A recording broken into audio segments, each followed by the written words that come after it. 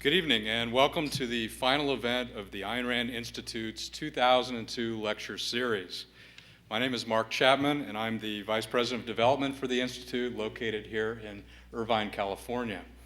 The Ayn Rand Institute is a nonprofit organization and all of our programs are funded by private donations from corporations, foundations, and through the generosity of many individuals located around the United States and throughout the world.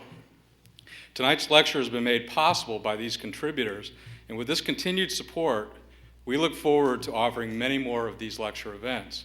If you enjoyed tonight's lecture, and you see the value in promoting the Institute's position on the Middle East conflict to an ever-widening audience, please consider making a contribution on your way out tonight. Thank you. Now, a few brief announcements before we begin tonight's lecture. At the back of the room, we have information about the Institute's programs, as well as free literature on a number of topics for you to take home and read at your leisure. We have an extensive selection of Ayn Rand's books and other publications available for purchase, including videotapes of our previous 2002 lectures, and you can pre-order a videotape of tonight's talk. You can also find out about how to have one of Ayn Rand's speakers at your event, and you can sign up for an introductory evening course on Ayn Rand's philosophy. Finally, we're pleased to announce that our lecture series will continue next year. The first lecture in the 2003 series will begin in February, and we encourage you, if you haven't already done so, to register in the back, and then you'll be on our mailing list, and we'll let you know about the next event when the date becomes available. Our speaker tonight is Dr. Yaron Brook, President and Executive Director of the Ayn Rand Institute.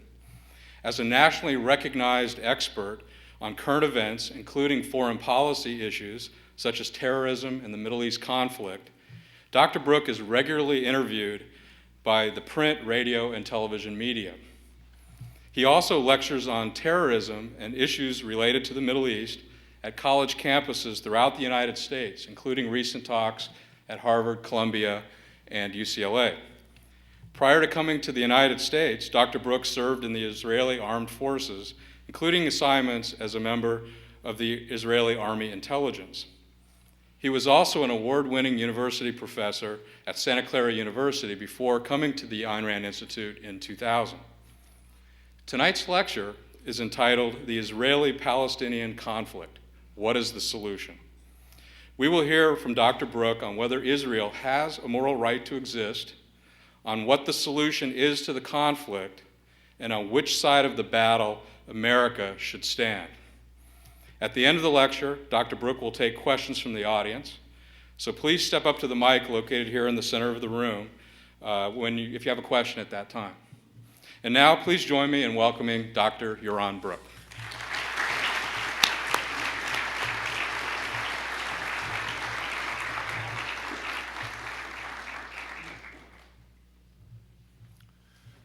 Thank you. Good evening, ladies and gentlemen. Can I be heard in the back? Great. Immediately after September 11th, many Arab and American commentators began blaming the attack on America's support of Israel. Our support, they have said time and again, has caused many in the Arab world to hate us. That hatred is justified, we are told, because America has been unfair in its dealings with the Israeli-Palestinian conflict. We have sent the Israelis aid and sold them weapons, which they use to victimize the Arab population. We've been helping the Israelis oppress the Palestinians. For these sins, the argument runs, we are feeling the retribution of the Arabs. And before we deal with Iraq, we must first resolve the Israeli-Palestinian conflict, they say, lest we inflame the Arab world. Now, I believe that there is indeed a connection between the Israeli-Palestinian conflict and September 11th, but that the common explanation that we just heard is false. Yes, America has indeed incited terrorists to attack us, but for reasons other than those commonly offered. I also believe that in our battle against terrorism and against Iraq, resolving the Israeli-Palestinian conflict is crucial. But again, not in the way that these pundits suggest. Now, this is the topic for tonight. What is the appropriate solution for this conflict? Now, as you will see, I do not advocate compromise. I do not advocate appeasement. On the contrary, if America is serious about its war on terrorism, it must encourage Israel to take a first step towards resolving the conflict by destroying Palestinian terrorism once and for all. Now, to understand why I advocate this and what it means in practice, we will first discuss the nature of this conflict.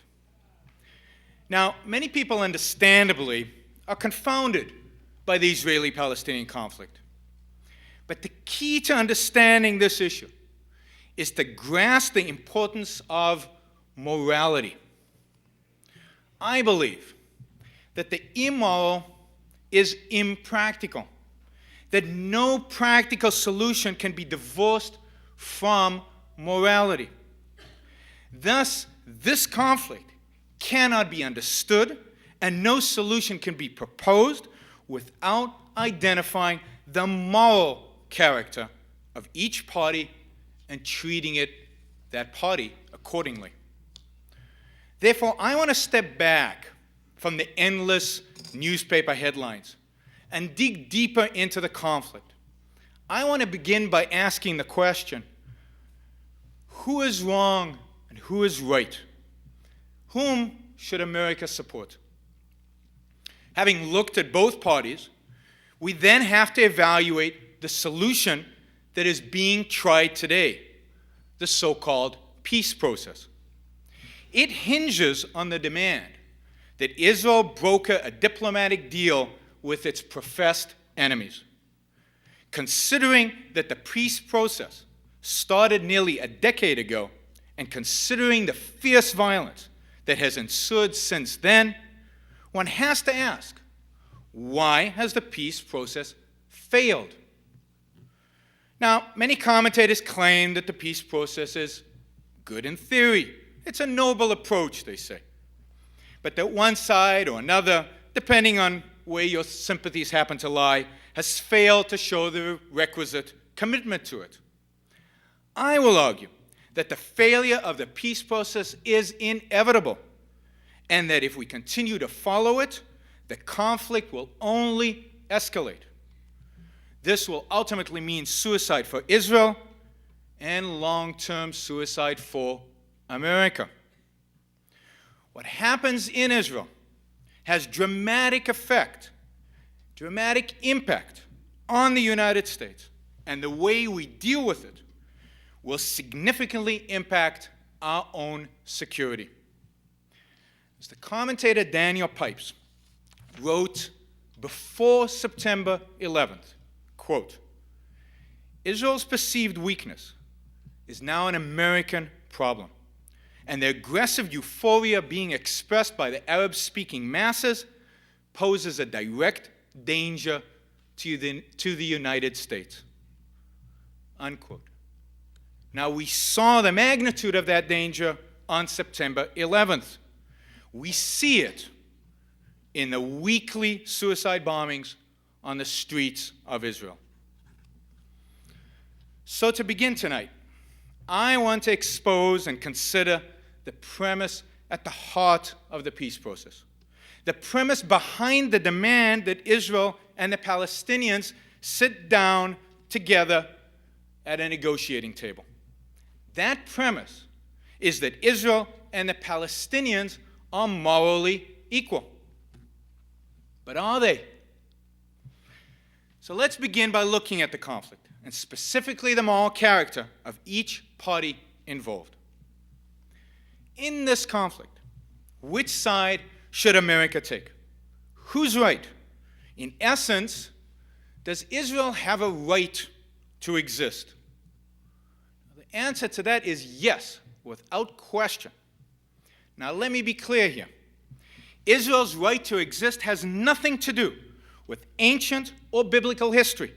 It has nothing to do with religious or so-called collective rights.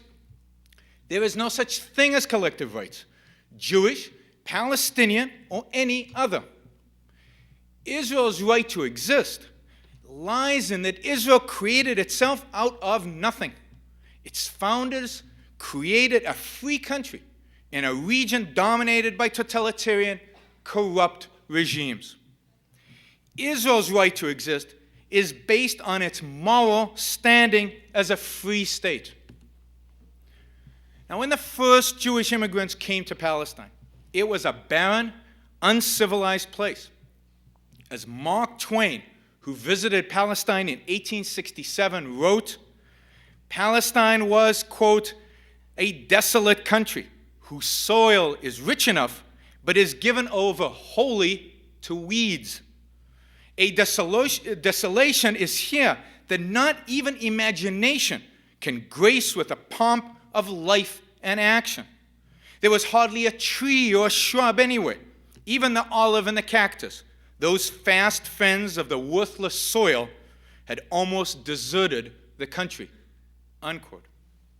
Indeed, at the end of the 19th century, the population was sparse, swamps were everywhere, and over half the territory was desert. The new immigrants bought land, and on that land they built cities. They dried swamps, and they cultivated desert. They brought in irrigation, grew crops, and in general, conquered nature for their own ends. They reclaimed land, built villas, swimming pools, and modern sanitation. They built universities, opera houses, and theaters. To an area of nomadic tribes and subsistence farmers, the Jews brought industry, libraries, hospitals, art galleries, higher education, and the rule of law. In short, they brought Western civilization to a Mideastern hellhole. They transformed Palestine from a backward and sparsely populated piece of land into a thriving, relatively Western, civilized place. Like 19th century homesteaders in the American West, Israel's founders earned the right to the land. They supported themselves. They created a society in which life was not merely a struggle for survival, but one in which men could live in freedom and prosper. It was a society, despite some flaws, that built the foundations that protect and sustain human life. Thus, it was in essence a moral society. Now, what was the reaction of the inhabitants in the area who witnessed Israel's flowering? How did the Arabs of the Middle East respond? For the most part, with violence. Instead of thanking these new inhabitants for the economic prosperity and political freedom that they brought, for the hospitals and universities that they built, from very early on, the Arabs harassed, attacked, and tried to rid themselves of these new immigrants. Now, you might suppose that they had legitimate grievances, such as the widely believed story that the Israelis who came to Palestine before 1948 displaced the Arab population. Now, this is false. Israelis bought the lands they developed or settled on unclaimed land. Indeed, before Israel's founding in 1948, there was an influx of Arabs into Palestine, drawn there by the unmatched jobs and standard of living, generally drawn there by the economic opportunities available in the developing state.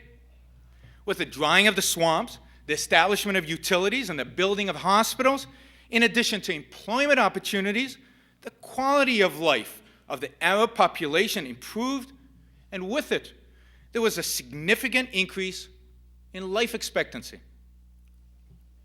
To the extent that the Arab population in Israel has been willing to accept the values that these Westerners brought with them, they have thrived and succeeded. The material evidence of this is visible in the relatively high standard of living to be found in many Arab villages in Israel, and by the fact that many Arabs, when they returned from visiting their relatives in Syria, Egypt, or Jordan, bless Allah for being born in Israel. These Arabs are far freer in Israel than in any Arab country.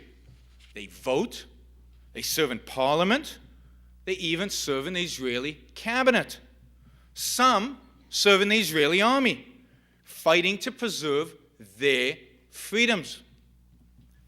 Yet this makes no difference to the rest of the Arab world. In spite of being offered a Palestinian state as part of the United Nations resolution that established Israel, the Palestinians joined the armies of 7 Arab states in war, invading Israel the day it declared its independence in May of 1948. Since then, Israel has been under constant attack from its Arab neighbors. It has fought 5 bloody wars, all in self-defense. Now, given that the Arabs are far better off under Israeli rule than in any other Middle Eastern country, given that they have no real objective historical grievances against Israel, why do they not try to emulate Israel's success instead of attacking it? What is their motivation? Now, when a person sees that a different culture can produce a much better life, greater knowledge, greater comfort and security, greater respect for the individual than his own culture, he has 2 choices. He can adopt the new culture as a blessing, or he can seek to destroy it and ultimately destroy himself. The Arabs are guilty of what Ayn Rand called hatred of the good for being the good. As she wrote in another context, quote, "They do not want to own your fortune. They want you to lose it. They do not want to succeed. They want you to fail. They do not want to live. They want you to die." Unquote. If you've ever wondered about the motivation of a suicide bomber, well, there you have it. As the commentator, Dr. Edwin Locke, writes, the Palestinians, quote, "hate the Israelis not because of their vices, but because of their virtues, their ability to better their lives by embracing reason, science, technology, and individual rights." Israel, despite its own growing crop of religious mystics, represents the triumph of secularism and freedom in the Middle East.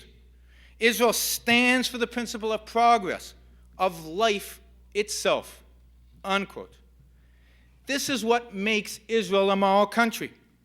Its pro-life, pro-freedom, pro-reason, essential nature. And this is also the reason for the fierce hatred against it. Now, according to the ethics of Ayn Rand's philosophy, the philosophy of objectivism, a good man is one who lives by the guidance of reason. He lives for the sake of his own happiness, achieving his own ends by his own effort, neither sacrificing himself to others nor others to himself. A moral state is one that protects a man's right to pursue his own ends, that secures his freedom to act, and that protects his property. A country that offers this, a country that enables men, Arabs, Jews, all men, to thrive, is a moral country. Now, in essential terms, Israel is such a country and therefore has a moral right to exist. Yet many of the Arabs in Palestine and the surrounding areas, particularly the Arab leadership and the Arab intellectuals, hated these Westerners and the values that they represented. They objected, as they still do today, to the very formation of an Israeli state. Now, although the Arabs are the aggressors, they portray themselves as the victims. I say no. Regardless of its victories, Israel is in the right. It is the victim. It has always been the target of aggression. The wars it has waged and the territories it has conquered were consequences of acts of aggression against it. Consequences of Israel acting in its own self-defense. But the problem here is not merely that the Arabs claim to be the victims. It is that America, like many other countries, accepts that Israel and her aggressors are morally equal. That in this conflict, both sides have legitimacy. Now, I have argued that Israel is the moral party, that as a state that protects individual rights and freedom, it alone is entitled to invoke the right to exist. American foreign policy should reflect this fact. Now, while Israel's right to exist and its position as a moral country are valid, in the interest of objectivity, I should say that I have many reservations regarding the state of Israel. Briefly, as I mentioned, there is no collective right to a state. And as a consequence, it is a mistake for Israel to identify itself and consider itself a Jewish state. Indeed, Israel's biggest flaw is its lack of complete separation between state and religion. In addition, its socialistic policies violate the individual rights of its citizens and have driven many Israelis to leave the country and obviously held it back economically. However, these detriments by no means undercut Israel's value as a country or the morality and righteousness of their position in the Middle East. And this is especially true when compared to their neighbors. So to sum up here, Israel is the victim. It has earned the right to its land by establishing an outpost of Western civilization in a wasteland. Israel is a free country that created itself out of nothing. And from the start, the Arabs have been the aggressors. Now, given that as our context, how should we view the Palestinians? And particularly their claim that they, not the terrorized Israelis, are the victims. Well, let's consider the evidence. What can be said of their supposedly historical grievances against Israel? Despite their claim that they are the victims of a Zionist plot to strip them of their land, the Palestinians were the aggressors in the 1948 war. They turned down the offer of establishing their own state alongside Israel, a larger state, by the way, than that which they demand today for themselves. Rejecting that offer, they opted to join Israel's enemies in the goal of erasing it from the map. When the Arab armies invaded Israel in May of 1948, the Palestinians joined them. At the time, what they sought was not the establishment of a Palestinian state alongside Israel. What they sought was the destruction of Israel. As Secretary General of the Arab League, Azam Fasha made clear in 1948, quote, "The Arabs intend to conduct a war of extermination and momentous massacre, which will be spoken of like the Mongolian massacres and the Crusades," unquote. So the fact that there is no Palestinian state today is not the fault of Israel. Rather, by rejecting the offer of establishing a state in 1948 and then initiating force against the Israelis, the Arabs negated whatever rights they might have had to a state of their own.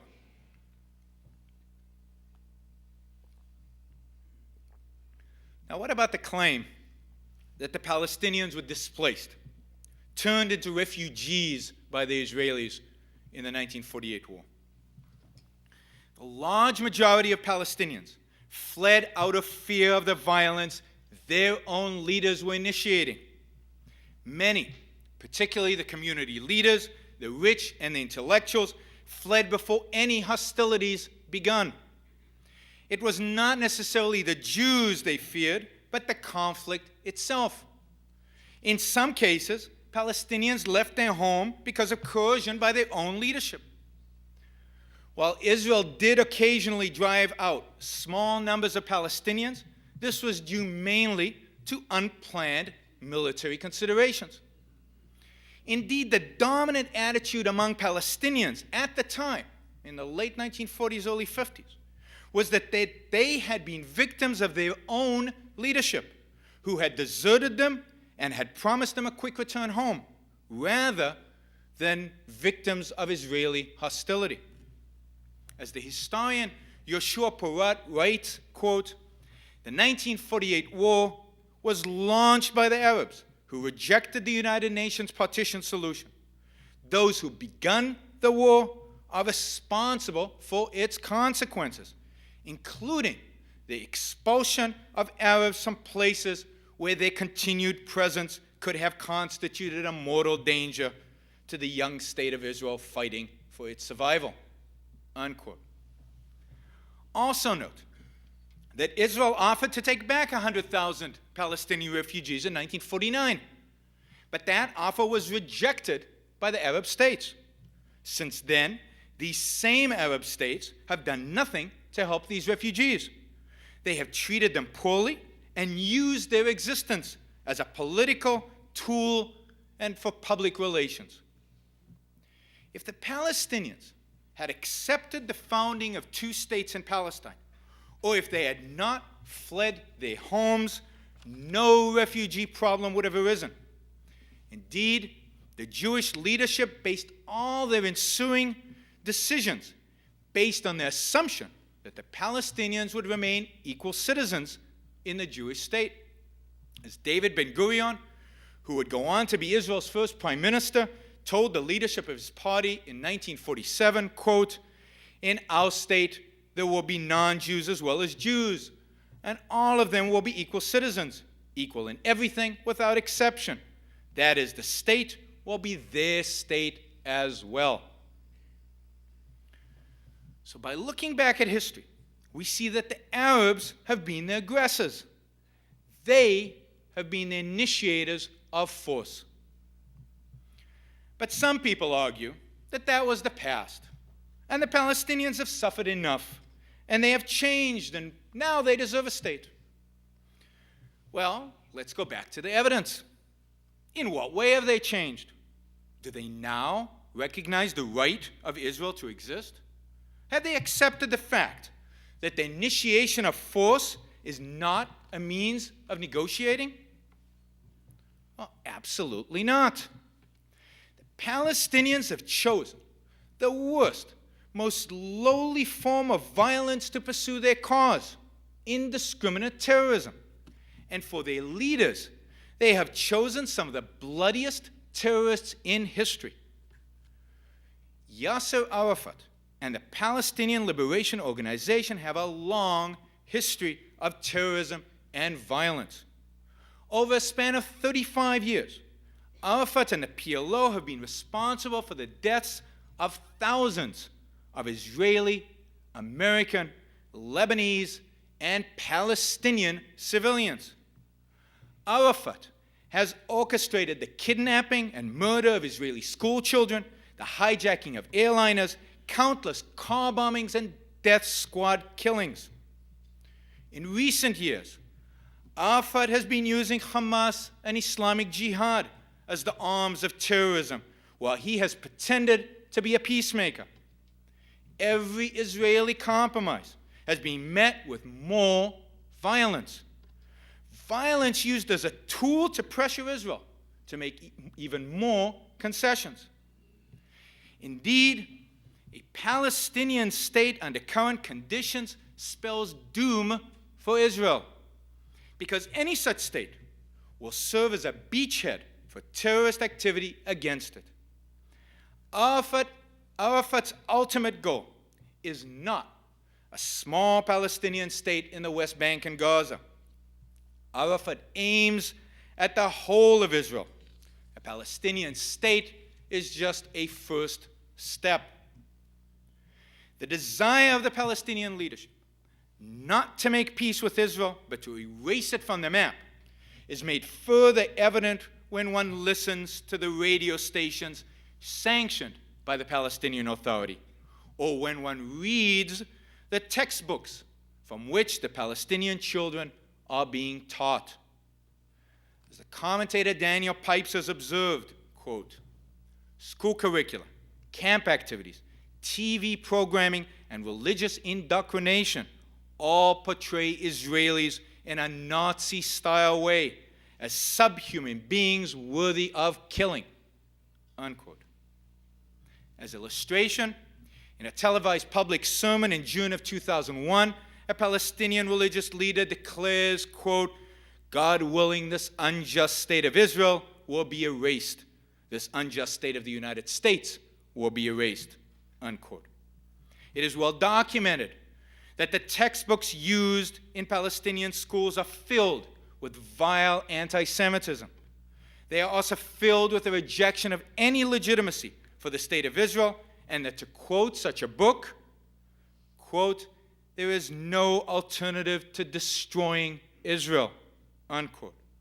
Or in a 5th grade Arabic language text, quote, remember, the final and inevitable result will be the victory of the Muslims over the Jews, unquote. And on a popular children's TV show on Palestinian TV, a little girl sings in Arabic, quote, "Oh, sing my sister constantly about my life as a suicide warrior," unquote, as a teacher cheers on, bravo, bravo. Now, these are a few of the many, many examples of the fierce hatred with which the Palestinian schools indoctrinate their youth. No surprise that Hamas and Islamic Jihad have an easy time finding young Palestinians willing to give up their lives to make these ideas come true. Thus, there is every reason to believe that the Palestinian leadership views a state in the West Bank and Gaza as just one step towards the complete annihilation of the state of Israel. Indeed, Arafat himself has repeatedly said to his own people that any compromise with Israel is just one step towards the ultimate goal of an Arab-Palestinian state that replaces Israel. His continued sponsorship and use of terrorism and rejection of any deals proves, I think, his ultimate goal. By choosing the road of violence against peaceful, free countries and preaching the virtues of violence to young Palestinians, Arafat and his regime has forfeited any legitimacy, any claim they might have had to a country. Only a morally bankrupt world would grant such a man the Nobel Peace Prize as they did in 1994. But some say that the violence is all the result of the occupation. If given a state of their own, things would be different. Well, what can we expect if they have their own sovereign state? Can we expect a peace-loving, freedom-loving Palestinian country? Will it share the West's respect for the rights of its own citizens? Well, let's consider the track record of the current Palestinian Authority, the temporary governing body of the Gaza Strip and West Bank territories. Arafat is dictator of the Palestinian Authority in everything but title. Palestinians live in constant fear of having their property arbitrarily confiscated by Arafat's corrupt police. Laws prohibiting free speech are common and are enforced brutally. To silence those who oppose him, Arafat shuts down radio and TV stations.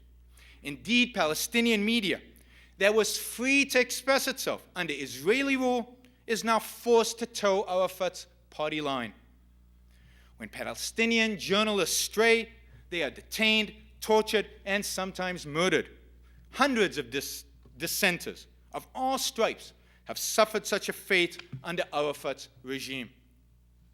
In recent reports, the media have finally focused on another form of barbarism that the Palestinian authorities are engaged in: the torture and murder of so-called collaborators. Just a couple of months ago, a middle-aged mother of 6 and her niece were brutally tortured and murdered by the authorities for supposedly collaborating with Israel. How did they know that this woman was a collaborator?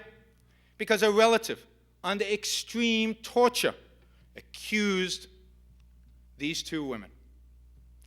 Now, this has been going on for over 10 years in the West Bank and Gaza, where even selling land to a Jew is reason for execution. Arafat's current regime is barbaric and oppressive. One can logically predict that conditions in an independent Palestinian state would be worse than they presently are, since they will not be under such fierce international scrutiny. Viewed in this context of dictatorial rule, the alleged right of Palestinians to self-determination is groundless. No group has a right to its own state if what it seeks is a dictatorship. Arafat's Palestinian self-determination really means more of Arafat's despotism. It means granting legitimacy to a state that is utterly hostile to its own citizens. As Ayn Rand wrote, quote, "The right of the self-determination of nations applies only to free societies or to societies seeking to establish freedom. It does not apply to dictatorships. Unquote, the only legitimate reason to found a new state is to escape tyranny and secure freedom." Thus, America's founding fathers rightly fought for independence from England's oppressive rule. The United States was founded on the recognition of individual rights. What the Palestinians desire, however, is the right to be rightless serfs in a state run by a ruthless dictator. Nobody has the right to create such a state. Palestinians would be better off staying under Israeli rule, as some Palestinians admit when safe to do so, where their rights are protected to a much greater extent than under the Palestinian Authority's authoritarian regime. Indeed, Palestinians rely on the relative economic freedom and prosperity offered in Israel to make a living. They protest every time Israel closes its borders, and they are out of work. In contrast to what has been achieved in Israel, the Palestinians have created nothing, not under Jordanian rule pre-1967, and not since.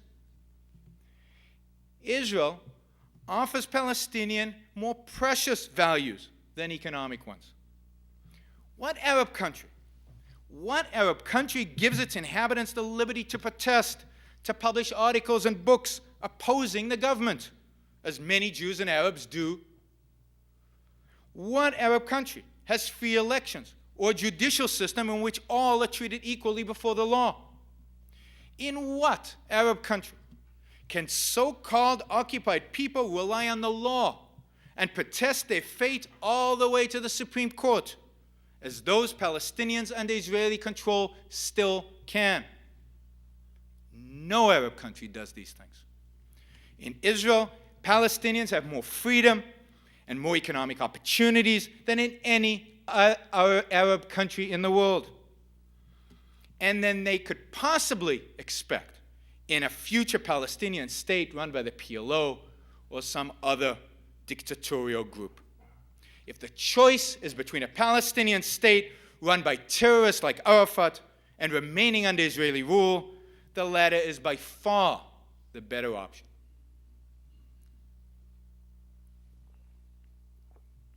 If Palestinians were serious about having their own free state, they would start by deposing and arresting Yasser Arafat for his crimes against his own people. In place of the terrorists now representing them, Palestinians would send to the negotiating table representatives who believe in and honor individual rights, leaders who plan to establish a free, civilized country where violence is abhorred and suppressed, Palestinians should treat Israel as an older and wiser neighbor from whom they have much to learn, rather than as an enemy to be destroyed. Only when Palestinians are willing to negotiate with Israel on such terms will they have earned the right to a state of their own. Of course, at that point, it's unclear that they really need one. To summarize, the Palestinians have no right to a state, since they have not created one, and when one was offered to them on a silver platter, they rejected it. They have resorted to violence against a free and civilized country repeatedly as a means of attaining their goal. They still pursue the complete destruction of Israel. A Palestinian state would be nothing but a brutal dictatorship, a horrible outcome for Palestinians and a base for terrorism against Israel and the United States. Now, we've looked at both sides of this conflict. Before asking how it should be resolved, let's turn to the solution that is now being tried. That is the so-called peace process. It should be no surprise that it has been a complete disaster. Just as the moral is practical, so the immoral is impractical. At the heart of the peace process is the destructive premise that there is a moral equivalence between Israel and its enemies. But as we have seen, Israel and the Palestinians are not moral equals. Israel is in the right. The Palestinians are the aggressors. And any compromise between good and evil means bleeding the good and feeding the evil. Although the land for peace doctrine, which is the essence of the peace process, seems to offer a mutually advantageous settlement, it is a deception. A necessary condition for peace is the cessation of Arab violence, particularly terrorism. But to attain it, Israel is supposed to surrender territories crucial to its continued existence. Territories that were won in a war instigated by the Arab countries in 1967. To attain land, however, the Arabs are supposed to concede nothing. They need only withdraw the use of force. Like any aggressor, they are in essence holding the Israelis hostage. And like any victim, Israel, by paying the ransom, gains no value that it did not already have a right to. The implication of such a so-called trade, sanctioned by both America and Israel for 30 years, implicit in this idea, is that Israel is in the wrong, that it is the aggressor, and that it owes restitution to the Arabs. Now here again, we see the moral inversion of having the victim pay the aggressor. Far from securing peace, compromises only weaken Israel and embolden its enemies. When Nazi Germany was appeased in 1938 by being allowed to claim Czechoslovakia as part of the Aryan people's homeland, just an earlier version of Land for Peace, the result was to encourage Hitler to start a world war. 30 years of the Land for Peace doctrine have left Israel in an undeclared war with the Palestinians and their supporters. Since Arafat was invited back into the West Bank and Gaza in 1994, Israel has seen nothing but an intensification of violence and hatred against it. 2 years ago, Israel's prime minister was invited by President Clinton to Camp David to seek a peace with Yasser Arafat. Israel caved. It offered Arafat 97% of the land that he demanded. Arafat flatly rejected the offer, and shortly thereafter, we saw a massive Palestinian uprising that shows no sign of stopping. Since then, Israel's 6 million citizens have suffered over 12,500 terrorist attacks. They have buried more than 500 victims, a per capita death toll more than 6 times that of America on September 11th. escalation of violence is the consequence of dealing, negotiating, compromising with terrorists. It is a consequence of rewarding violence, the consequence of the peace process. Since the start of this process, Israel has appeared and acted weak. It has dealt with the Palestinians with kid gloves. It withdrew in humiliating fashion from Lebanon. It has shown ever weakening moral assuredness in its cause. How many last opportunities has Israel given Yasser Arafat? How many times has it sworn to end Palestinian terrorism? Israel's concessions, Israel's weakness, rather than discouraging hostility, have indeed made it worse and done Israel a great harm. Now, much of this harm, much of the compromise, much of the appeasement has been at the urging of Israel's number one so-called ally, the United States. It was America that prompted Israel to begin negotiating with Arafat in 1993. And since then, it has pressured Israel to give more and more, culminating in the complete Israeli capitulation in Camp David 2 years ago. Over the last 2 years, every time Israel has acted in its self-defense against the Palestinian Authority, it is the Bush administration that keeps holding them back and forcing them to retreat. This in spite of the fact that every such retreat only emboldens the terrorists, and there's an immediate spike in the number of suicide bombings. It is outrageous that in the midst of its own war on terrorism, the U.S. is forcing Israel to negotiate and compromise with arch-terrorists. In spite of the fact that when Israel is tough, terrorism against it declines, America continues to rebuke Israel when it acts in self-defense. Note how the U.S. has pressured Israel into withdrawing from Arafat's compound twice during the last year. Or notice the scandal over Israel's assassination of Hamas terrorist leader Salah Shadida. The Palestinian Authority refused to arrest him, even though he was responsible for organizing and funding suicide murders. The scale of his evil is comparable to that of bin Laden. As Israel rightly pointed out, it was acting to protect its citizens from this wicked man. The day after the bombing, which killed Shadida and 14 others, Israel called the mission a success. President Bush, however, sharply condemned it as heavy-handed and a barrier to peace. Bush was not alone in his condemnation, echoing him with the leaders of Europe, the UK included, and the UN General Secretary. The British called it unacceptable and counterproductive. 48 hours later, Israel issued a mealy-mouthed apology for the attack. Now that, I submit, is not the face of a country certain of its own moral right to defend itself, nor is such criticism from the U.S. the action of a true ally.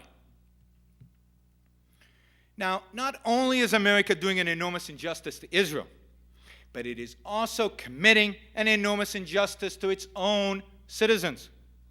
By weakening Israel, America has damaged its own national interest. America has been propping up regimes around the Middle East that have supported terrorism and anti-American actions. It has done nothing in response to Islamic terrorism against U.S. interests. And how could it, when for years it has been telling Israel that it had no right to do the same? The U.S. has sacrificed its Western ally, the one island of civilization in the Middle East, in the name of what? In the name of appeasement, in the name of short-term pragmatic gain. America has hoped for decades that if it is nice to the Arabs, they will support America. They have hoped that by bringing pressure on Israel, by arming the Egyptians, the Saudis, and the Jordanians, that they would gain friends in the Middle East. They hoped that this will secure the oil supply and reduce the threat of terrorism. Well, this has failed. The tragic fact is that America's relationship with Israel did make September 11th possible. Evident in our advice to Israel, in our advocacy for the peace process, in our endless calls for Israel to appease its enemies, evident in America's actions is our own moral weakness. Bin Laden had ample evidence to believe that the U.S. would not retaliate in any significant fashion. After all, haven't we for decades told Israel to appease a terrorist regime? If Arafat, the father of international terrorism, could be invited to the White House, what would America possibly do to other terrorists? If America stopped Israel from retaliating against Arafat, how could it morally justify retaliating against its own terrorists?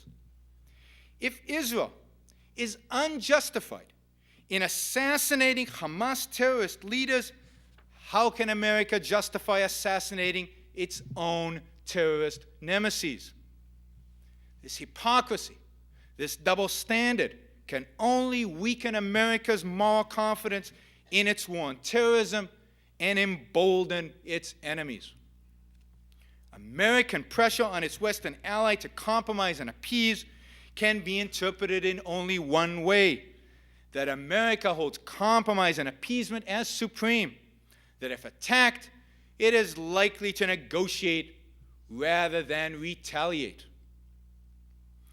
Indeed, just as we forbid Israel to retaliate against terrorist attacks, so we have done nothing in response to Islamic terrorism against U.S. interests for decades.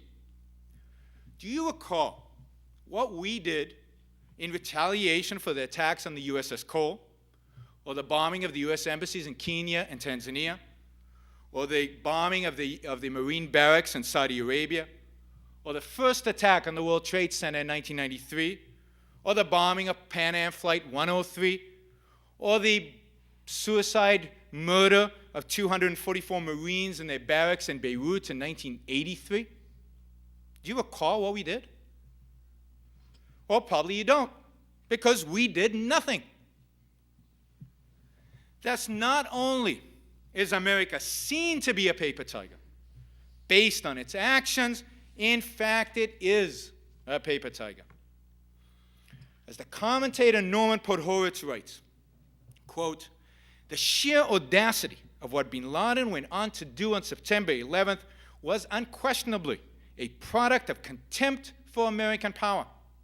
Our persistent refusal for so long to use that power against him and his terrorist brethren reinforced his conviction that we were a nation on the way down, destined to be defeated."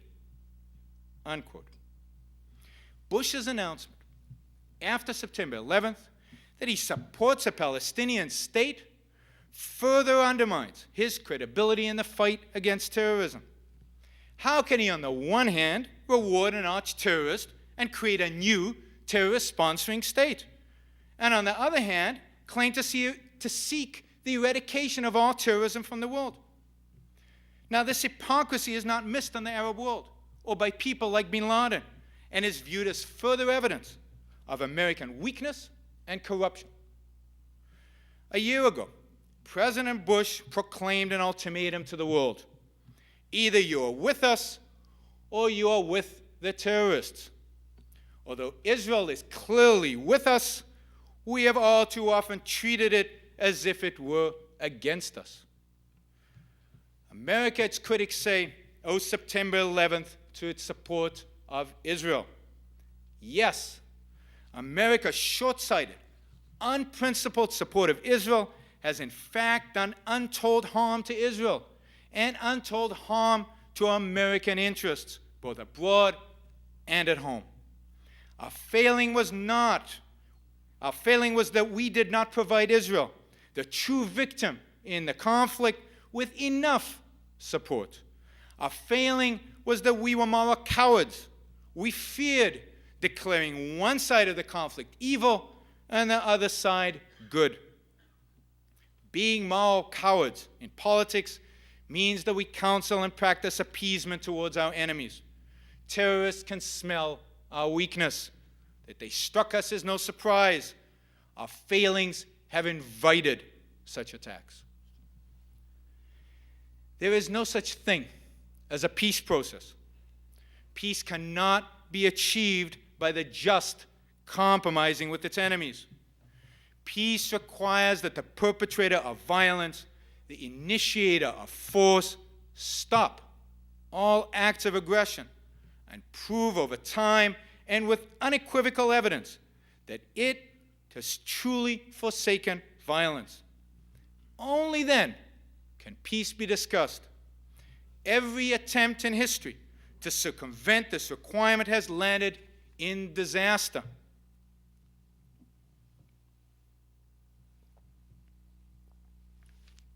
Now, I want to turn now to what I think is a principled, rational solution to the Israeli-Palestinian conflict. We've seen how by weakening Israel, by repeatedly forcing Israel to appease Arafat, we broadcast loud and clear that terrorism can bring America to its knees. And in fact, terrorism did that on September 11th. Indeed, we must recognize that our war today is the same war that Israel has been fighting for 50 years, that Israel's fate and ours are inextricably linked. The Israeli-Palestinian conflict has become a dress rehearsal for a wider global conflict. The proper approach for America and for Israel is sweeping retaliation against terrorism. Retaliation that must be principled and consistent. Retaliation that must grind to dust whoever dares threaten our lives. Retaliation that must broadcast loudly that violence does not pay, that we stand tall for our values, and that we have the courage to defend our own self-interest. To achieve that practical end, we must adopt the following principles as guides to our actions. First, let's look at what Israel should do, and then at the U.S. Israel must recognize the morality of its cause, the fact that it is the victim, that it is in the right. It must recognize that the current Palestinian leadership is evil, that it seeks death and destruction, that there can be no compromise with such men. Thus, Israel must cease all negotiations with the Palestinians.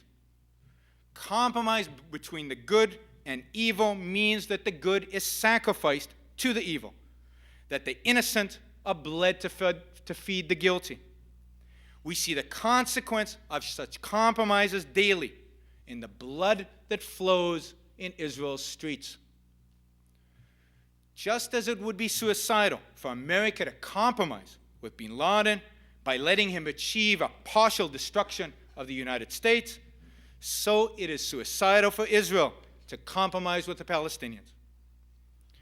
Israel must recognize its right to defend itself. In this conflict, it is acting in self-defense against a brutal enemy.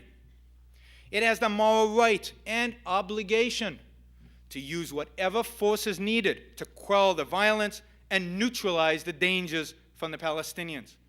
One cannot reason with someone bent on a suicide bombing. One has to destroy him before he causes harm. The U.S. must allow and encourage Israel to destroy Palestinian terrorism once and for all. Israel must recognize that it is the Palestinians that initiated the force, that they are the villains, and that Israel owes them nothing. Whatever right the Palestinians might have had to a state of their own, they have negated by their own actions.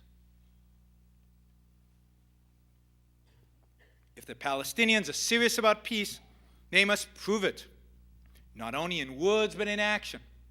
They must mature politically.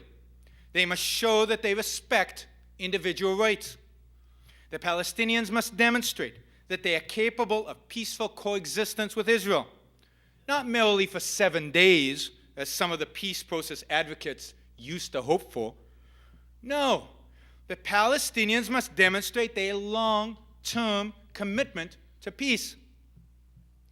Insofar as the Palestinians demonstrate their willingness to live in harmony with Israel, to respect the rights of its citizens, and to abide by the rule of law rather than the rule of the jungle, only to that extent should Israel contemplate negotiations. Negotiations are appropriate only when both sides agree on the basic premise that persuasion, not force, is the proper means of dealing with men.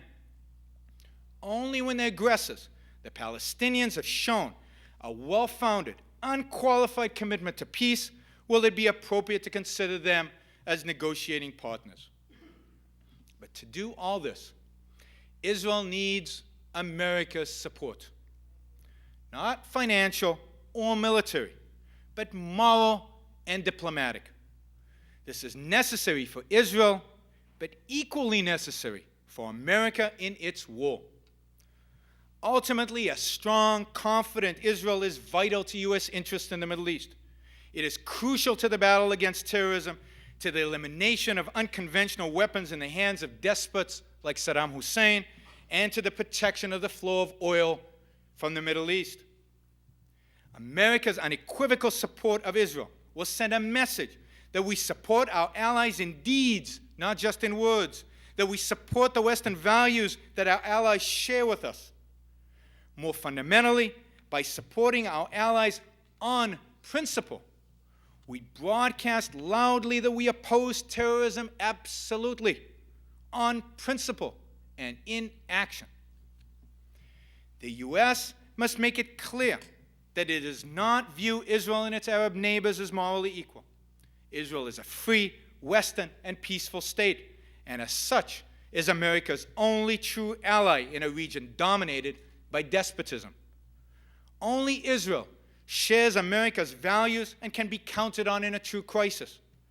The quality of our alliances with such countries as Saudi Arabia and Egypt is now being made clear during this current crisis.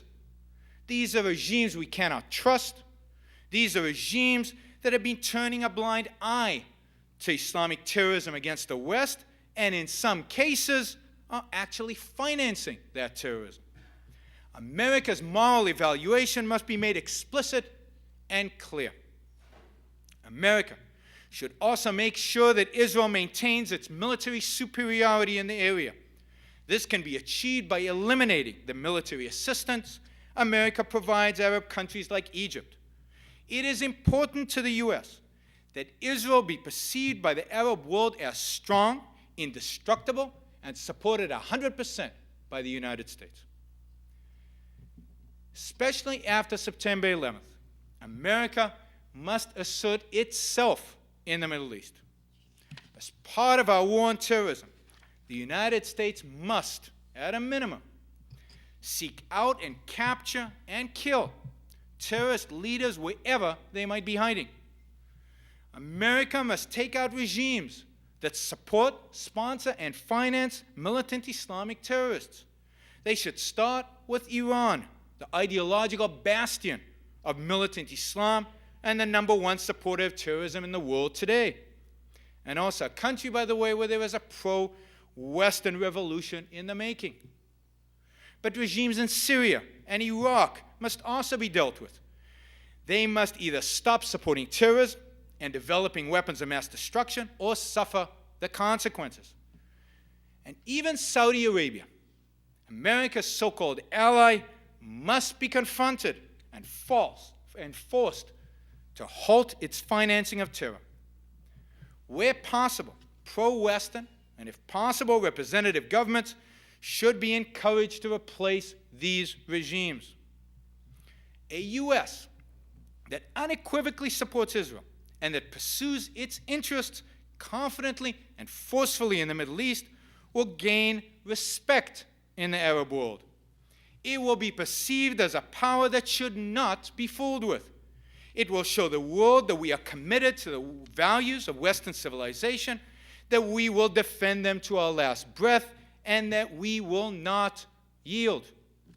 Such uncompromising commitment to freedom and to Western values is our most powerful weapon.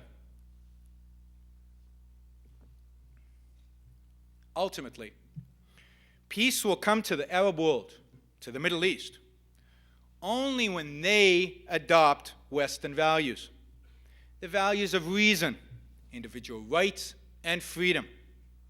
Until the Arab populace is free of political enslavement by their own governments, and free from the mysticism of Islamic fundamentalism, no peace is going to be possible. Only when the Arab world experiences the equivalence of the Renaissance, a rediscovery of reason, will it rise above its Middle Ages culture. Whether they like it or not, the solution to Arab poverty, to Arab political plight, to Arab frustration is the West and what it represents. Not the West's destruction, as bin Laden suggests, but the West's victory, the adoption of the West by the East. But for this to happen, we in the West must first believe in our own values. If we continue to reject our own Western heritage, we can expect little from the rest of the world. A rediscovery, a renaissance of reason is first needed here. We must rediscover our values and reignite the just pride we once had in them. The future of the world depends on it. Thank you.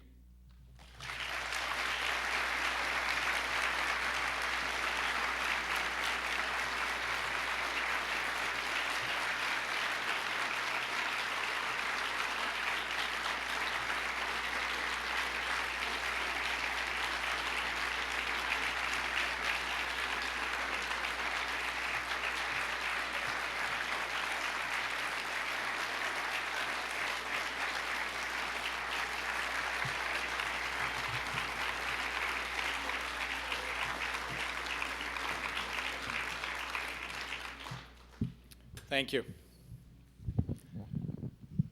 I'll now take questions.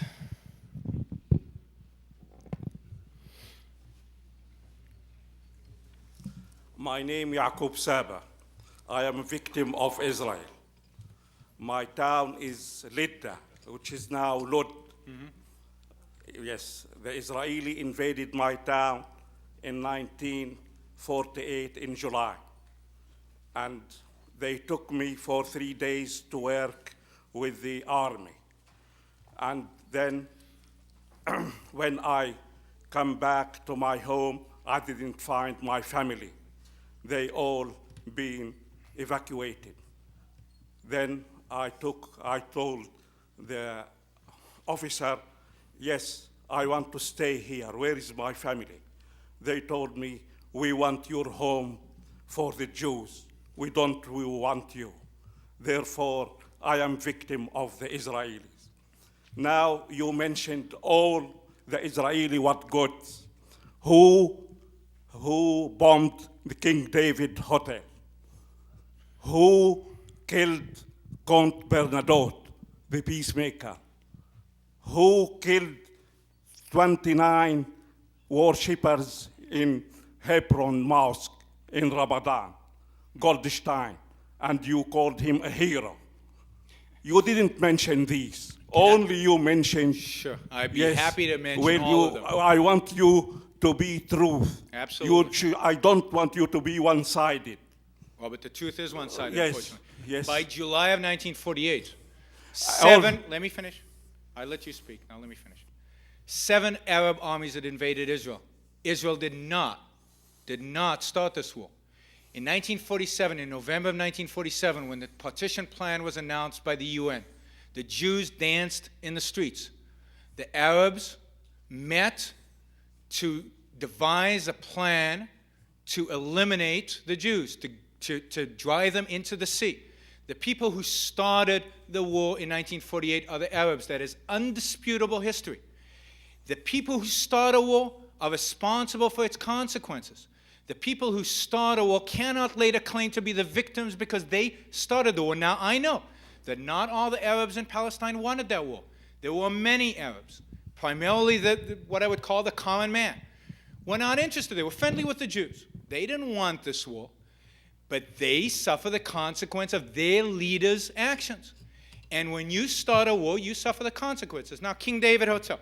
The King David Hotel was at the time the headquarters of the British occupying army in Palestine, who was not leaving. It was bombed after a phone call was made to the hotel, telling them there was a bomb in the hotel and asking them to evacuate. What else did you mention? Hebron.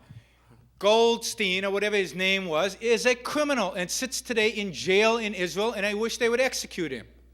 No, he is not a criminal. Because he is a criminal. No, he was killed in the. That's right. He was killed. If he hadn't been killed, what would have happened to him? He would have sat in Israeli jail, and if Israel had the death sentence, he would have been killed. But what does Yasser Arafat do to people who kill Jews? He gives them awards, and he gives their families money to compare the Israeli government that is protecting the Palestinians from some very small number of Jewish fanatics who would murder them in a mosque, which I condemn.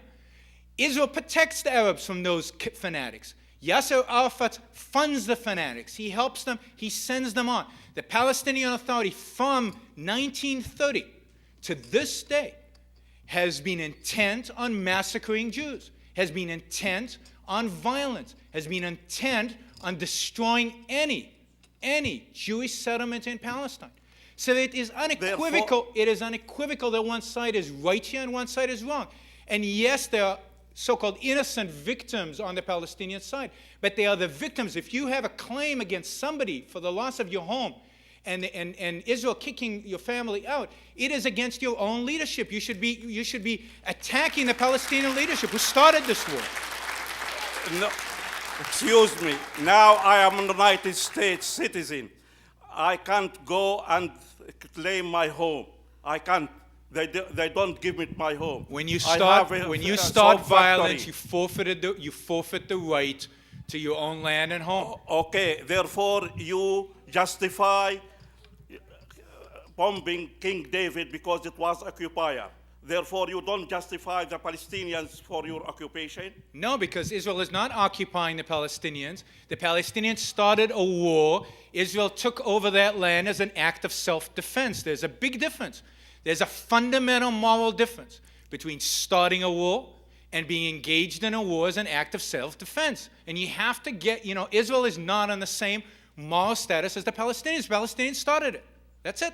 Okay, now you didn't answer Count Bernadotte. Let somebody else ask a question. And also the assassination of Ishaq Rabin. Who assassinated him? Let me take another question. Let me just add that I'm not going to stand here and justify every act that every Jew in history has committed. Some of them are right and some of them are wrong. But to compare a few atrocities that might have happened in the hands of Jews to the hundreds and to the thousands of murders, brutal massacres and murders that the Palestinians have committed is just ridiculous.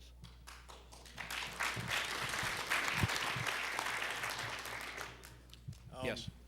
My name's Stephen Roble. I'm a junior at UC Irvine. And I actually have a question regarding your consideration of terrorism as our enemy. I realize what you said about the Palestinian state being a supporter of terrorism and the fact that we should support Israel in their war on terrorism. However, I fail to see how there's any way that we can wage a war on terrorism itself, as it's more of an ideology than a nation that we can point a finger at. And actually, since it seems to be fed on our reactions to it, it seems that we're giving them what they want by bringing a war to these countries. And why would it not be more strategic to starve them of this attention that they crave in bringing these terrorist attacks on us, instead of it's a good question. I spent a traditional war? I spent a whole hour discussing this in a talk I gave a few months ago. Let me start by agreeing with the fact that I don't think our war is against terrorism. Our war is against a particular ideology. I think, in particular, militant Islam. That is what the war is about, and I wish the Bush administration had the guts to say that. The way you fight an ideology is by destroying its leaders. The way you fought, we didn't fight Germany in World War II. We fought the Nazi ideology. How did we destroy the Nazi ideology? By destroying the Nazis. How do you destroy militant Islam? Well, you start by with the countries that are ruled by militant Islamic leaders. Iran, Saudi Arabia, and others. You start by attacking them. And then you attack those regimes that support terrorism, whether it be Iraq or Syria or other countries. But you have to identify militant Islam as the enemy and then go out and destroy it. And it's not hard to do. It is false to assume that terrorists do what they do for the sake of attention. These are not spoiled little 3-year-olds that you should ignore because they're having a tantrum. These are bloody murderers who are not bent on achieving world attention, but are bent on destruction of their enemy. The suicide bombers in Israel are not doing it for the press. They are dying. They are doing this to kill as many Israelis as they can, to demoralize Israel systematically, and to bring about the defeat of the state of Israel. That is their purpose. The purpose of the people of the monsters who flew those airplanes into the World Trade Center and the Pentagon September 11th was not to be in the headline of the New York Times. Their purpose was to destroy the Pentagon and the World Trade Center, and ultimately to destroy the United States.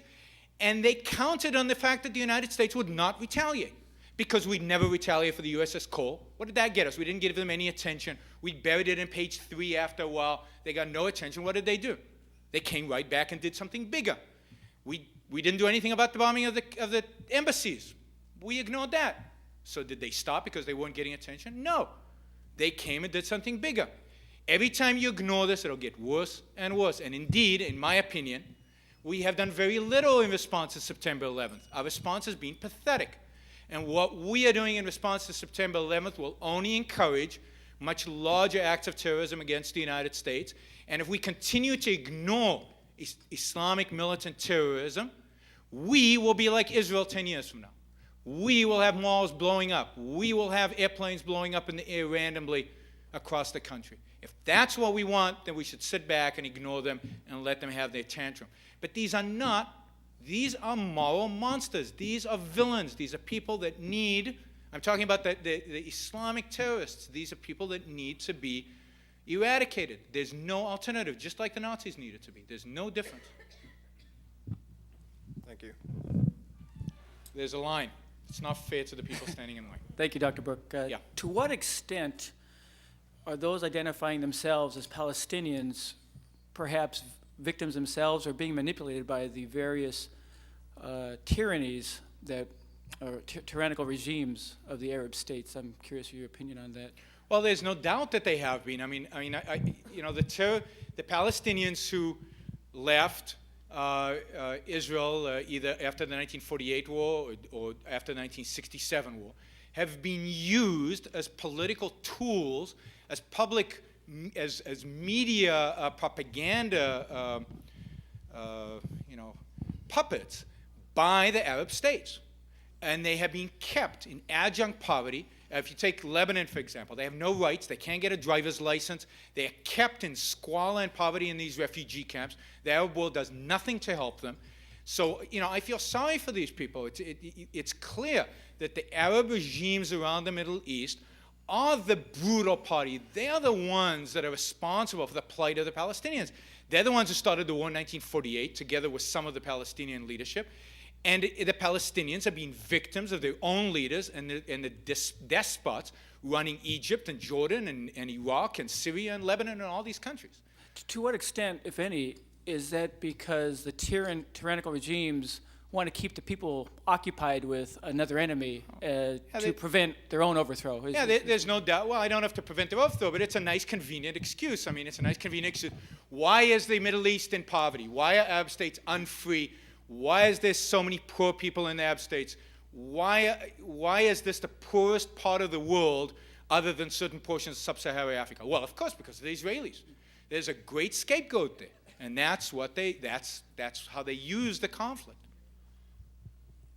Let me also note that Jordan occupied the West Bank up until 1967, and Egypt had the Gaza Strip up until 1967. There was no talk of Palestinian state back then. There was no consideration. And indeed, when the 7 Arab states invaded Israel in 1948, the Jordanians, the Syrians, and the Egyptians certainly didn't want a Palestinian state. Syria wanted a greater Syria. Jordan wanted a port in the Mediterranean, and Egypt just wanted more land. Yeah. We know that Saddam Hussein promised, and is paying probably, $25,000 to families of each suicide bomber, and we condemn him. We know that Saudi Arabia pays money, although they denied it, but it's a fact that they pay money to suicide bombers, and we condemn them. However, we know also that the European Union, with the United States, collectively, even Israel contributes, annually pay over $300 million to the Palestinians. And knowing that these are the territories controlled by the tyranny of Arafat, I assume that the majority of money would go to his surrounding pockets and to basically to support terror. And even if not to support terror, say if the money go through him, and he gives money to a poor Palestinian for food, he would be considered, the king, that they would obey and do whatever he would say. So that's, what do you think should be done for the people there who are illiterate and low educated to understand who is the hand that gives them the food, not Arafat, that this is our other people. I think the best thing that could be done for not just the illiterate, but for the common Palestinian man in the street is for Israel to reoccupy the territories. Those people had more freedom, they had more economic opportunities, they had more individual rights, including freedom of speech, freedom of press, under Israeli occupation during the 1970s and 1980s than they do today under Yasser Arafat. The standard of living was significantly higher during the 1980s than it is today. Why? Because then they could travel into Israel peacefully and work in Israel and go back home and take care of their families and take care of their kids and raise families. Today, they are being brutalized by their own leadership. And the only way for them to, I think they realize that. I think that if they could, on the side, quietly, they would tell you that they prefer the days when Israel just ruled over those territories and when Yasser Arafat was in Tunisia. So the only thing that we could right now, let me also add, with regard to the European money and America's money, the worst enemy of the West is the West. The worst enemy that Israel has are the Israelis, particularly the intellectuals that are teaching in Israeli universities. They're the most anti-Israeli people on the planet. So just like the worst anti-Americans that exist today are in American universities teaching. So it should be no surprise that America and the Europeans are funding the Palestinians, are funding terrorism themselves, because we don't have any values. I mean, the administration and much of the intelligentsia in this country has no values anymore. Yes. Yeah. You alluded in your talk to Israel's kind of demoralizing withdrawal from Lebanon, and I was wanting to ask you about your position in regard to the moral, was it proper morally for Israel to help the Lebanese Christians against Arafat when they attacked? Are they moral equivalents, the Lebanese Christians and the Israelis? And also, what should the Lebanese Christians do now in their self-defense? I think it turned out to be a strategic mistake for Israel to support the Lebanese Christians for various reasons. But I think it was completely moral. I think it was a moral obligation for Israel to invade Lebanon in 1982. And I think where Israel failed is by listening to the administration of Ronald Reagan in 1982, when Ronald Reagan stopped Israel from going into Beirut and catching Yasser Arafat and thousands of his terrorist brethren who were trapped, who were surrounded by Israeli troops in Beirut. If you remember, the U.S. sent troops to help escort Yasser Arafat to a UN ship that then took him to Tunisia. That was a vital strategic mistake. The whole history of the Middle East would have been different if Israel had been allowed to take out Yasser Arafat in Beirut in 1982. It was completely moral and justified for Israel to go into Lebanon because Lebanon was being used as a staging ground for terrorism against Israel on its northern border. Daily attacks from that border into Israel by Palestinian terrorists, bombing by Katyusha rockets into Israeli towns on the northern borders. Israel acted in complete self-defense by going into Lebanon. And I think staying in Lebanon was also justified because the country was in complete chaos. There was no government, and the only way Israel could protect itself was by staying there. Again, the problem was that America stopped Israel from doing what was necessary. What was necessary in 1982 was to kick the Syrians out of Lebanon, which Israel did not do because America didn't let it. It was to take out Yasser Arafat, which Israel didn't do because the Americans wouldn't let it. It was to eradicate the threat of terrorism, to eliminate the Palestinian Liberation Organization, which was then stationed in Beirut and Sidon, north of Beirut, which the Americans didn't let it. Again, the whole history of the Middle East would have been completely different if Israel would have been allowed to finish what it begun in 1982. So yes, I think it's completely legitimate. I don't want to get into the the details of the Lebanese civil war. I will say this, that the Lebanese civil war to a large extent was instigated by the arrival of Yasser Arafat in early 1971 to Beirut after he was kicked out by whom? By King Hussein of Jordan, who had enough of him because he was instigating civil war within Jordan. So the civil war in Lebanon is the fault of the Palestinian leadership. The Lebanese, I think have a just claim against Yasser Arafat. It is tragic that they are not supporting him. I think that is what really instigated the hatred and the civil war between the Muslims and the Christians after, a long time of relative peace in that country. And you remember, people who visited Beirut in the 50s and 60s rave about this country that was the Switzerland of the Middle East and this beautiful city. And it was a beautiful city. Thank you. The United Nations has chronically provided a political flak jacket for thug regimes and movements around the world. How do you believe the United States should address that issue in the United Nations, or that imbalance? It should start, where should it start, where should it end? It should start by asking it to leave New York. It should continue by withdrawing from the United Nations completely, stopping its support and stopping any activities in the United Nations. The idea that the United Nations, where every member has a vote, where the United States and some of the most brutal, horrific regimes in the history of man, the United States has the same vote as they do.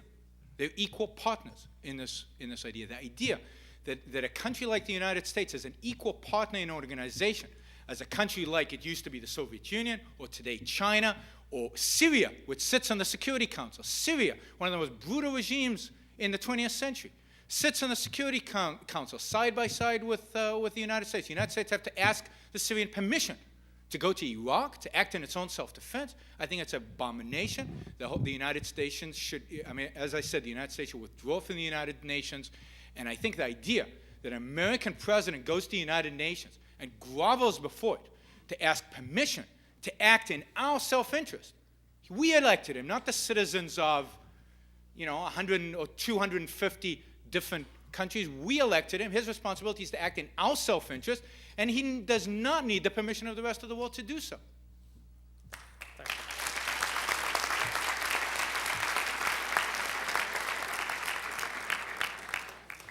The question here is not, does Israel have the right to exist?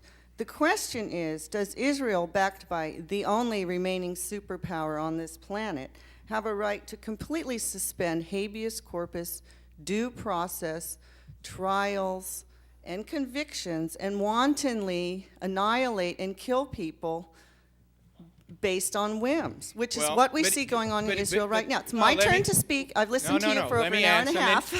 Let me answer. It's not your turn to speak. It's mine. Let me answer, and then you can ask your question. I assume you have one. What is your vision of peace? Israel, let me finish. Israel, you can ask that in a second. Israel does not do the things that you've just stated. As I said, I read it every day in the paper. Well, every single day. I There's wouldn't no believe- due process. First of all, I wouldn't believe what you read in the paper. It is distorted. The U.S. press, counter Yes, to the press popular is belief, is extraordinarily No. pro-Palestinian. Let me finish. What's I did distorted not- is your views, and I- this venom is what I is did going to not- continue I to did get your not- people bombed out of I did not existence. interrupt you. If you look at the last 10 years, Let me finish. and your Let- solution is to let me annihilate these finish. people. It's not to annihilate these people. I specifically said who should be annihilated. Over and over again. Right now, there is a trial going on in Israel. A trial in front of a court of the #1 person responsible in the Palestinian Authority for terrorist activities against Israel. A trial. What would happen to that person in Syria or in the Palestinian Authority under Yasser Arafat or in Jordan? He would have been shot. So there is no suspicion of habeas corpus. Now, there is, to the extent that somebody is a terrorist and an imminent threat, they should be executed or assassinated. Without trial, without Absolutely. due process, that's where we Absolutely. disagree. Just as the United States is now systematically assassinating Al-Qaeda leaders around the world, And which I is believe that is wrong. I know believe you that do, is an but that infringement is of human completely rights. justified. Every citizen of this planet, Americans No. need to work People to who want to extend kill our you- rights to all people the who want to inhabitants kill- of the planet. Pe- What this man is speaking and where he is leading is totalitarianism. And if you look at the settlements that have been built in these areas over the last 10 years, No, this is not, listen, clearly this they is are an trying example to of what annihilate happens these with people. people who I don't am for respect peace. I individual am for rights, human rights. including property rights. This is my event, not have no yours. vision of- I paid for this hall. You You did not. I did not come to listen to you, and neither did these people.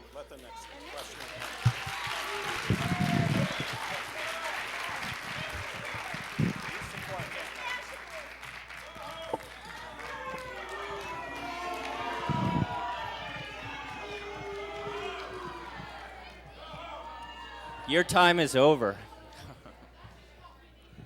No, we don't need a moderator because this is not a discussion. This is not a moderated discussion. I rented this place in order to present my views. That's how it was advertised, and that's how it's going to be. I am quite happy to answer any question that you ask, but this is not a forum for you to take the stage and make speeches. Yes. Do you support any form of foreign aid from the United States to Israel? Besides just moral support, do you support foreign aid to foreign Israel? aid from the United States to Israel? Okay. I do not support foreign aid to anybody, any country. I do not believe that's what our tax dollars should be doing. So the answer is no. However, if we're giving money to every two-bit dictator around the world, then of course we should be giving money to the one country that actually works in our self-interest. Now again, I don't believe we should be giving money to anybody. Foreign aid, I think, is an immoral idea. I don't think our tax money, that's how it should be used. It is not, the government has no right to do that with our money. Yes. You mentioned in your lecture the moral equivalence. Yes. Yes. And democracy and Western value, right? Israel had occupied my country for 35 years. What country? Palestine or whatever. Yeah. What, Yeah, I think during the 35 years or 50 or whatever, yeah. what did Israel promote in the occupied territory? Did they promote the Western value? Did they promote the moral equivalence in the area? Well, let me answer. If you go back Let me ask you. a to question. Israel in 1948, Yeah. I have some relatives, they still in Israel, in Palestine. No. They still in Palestine. Half of my family. They visited us in 1956 when the Suez Canal War at that time, during the Suez Canal War. And we saw, and they told us, and we saw their state in everything, you know. We saw their clothes, we saw their everything, we saw where they were living. And they told us the whole story of the whole herald they had been through since 1948. Mm-hmm. And then we found out what they need. I was maybe in the second, in the first high school, you know, or junior, high school junior. Yeah. And have to supply them with all kinds of food from Gaza Strip. Because I took refuge since 1948 in Gaza Strip. Let me answer your We question. supplied them with everything, Sure. clothes, food, coffee, Sure. you name it. Okay, can I answer? And then in 1967, Yeah. the same thing. Okay, let me answer. I understand what you're saying. I want you. You are talking about the democracy and Absolutely. moral equality. What did the Israelis did since they took Gaza Strip and the West Bank until now? What did they do? Let me tell you. We weren't interested. We weren't interested to bring Arafat to West Bank or Gaza Strip. In 19... You, the one who brought Arafat to Palestine. And That is true, and Yes. it is Israel, and Yeah, I condemn and, Israel for doing that. But bringing Yasser Arafat back to Palestine. After 1948, what the Israelis did for the Palestinians, for the Arabs living in Israel, was give them the right to vote, was give them property rights, was give them equal rights under Israeli law. You've asked a question. Let me finish answering. In 1956, if you had gone to a Jewish family in Israel, you would have had to give them coffee and food and school books and so on, because Israel was in great poverty. It had to spend a huge amount of its income to build an army to defend itself, because the rest of the Arab world, hundreds of millions of people, I should add, and in 1956 there were maybe 1 million Jews in Palestine, in Israel, were under attack. They had to spend all their resources protecting themselves. But let me add again, that the Arabs in Palestine, in Israel, in the Israel of the pre-1967 borders, have more rights, more economic opportunities, a better standard of living by any objective standard, and I challenge anyone to come up with counter statistics, than any Arab population anywhere in the world, with the exception of the United States and Europe. Anyway, and let me add in terms of what Israel did. What did Israel? Okay, so what did Israel? 56 and before. Let's remember what happened in 56 and before. Here was a young country absorbing 1 million immigrants from Europe who had just survived the Holocaust. We're talking about hundreds of thousands of Jews coming from Arab countries where they were kicked out of those Arab countries, where they couldn't take their money with them. They had to absorb that entire population. We're talking about a country that had to face all these enemies surrounding it. If the Arab population, which again initiated the force against Israel in 48, if that population suffered from poverty during that time, while they were still voting, while they still had all those property rights, then that's unfortunate. But so did the Jewish population. As for the Gaza Strip and the West Bank, Israel did try to instill Western values in those regions. Indeed, they never did. Well, indeed, during the 1970s and 1980s, there was complete freedom of the press on the West Bank and the Gaza Strip. You can go to the library and pull out newspapers from the West Bank that criticize Israel harshly. You can go and find test cases to the Israeli Supreme Court of Arabs who claim that their land is confiscated, and it goes all the way to the Supreme Court to be adjudicated. You can find examples if you do the research. If you don't just read what the New York Times has to say. If you do the research, you will find countless examples of how Arabs, even occupied people in the West Bank and Gaza, had more individual rights, had more property rights than Arabs anywhere else in the Middle East. Now, Israel did make some crucial, horrific mistakes.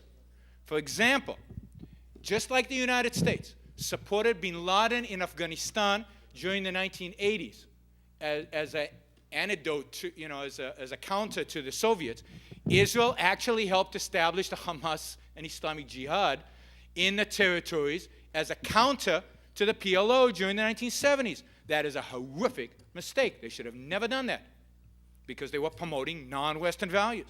Israel did bring Yasser Arafat back into the territories. A horrific mistake, which I criticized, spent a lot of time during my talk criticizing. So I'm not saying that Israel by any means is perfect. It is far from perfect. But the solution is not, the answer is not. I gave the solution. The solution is first and foremost.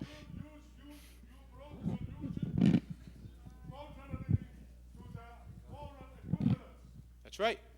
The solution is not to, but you have to be moral equally to get the moral equivalence.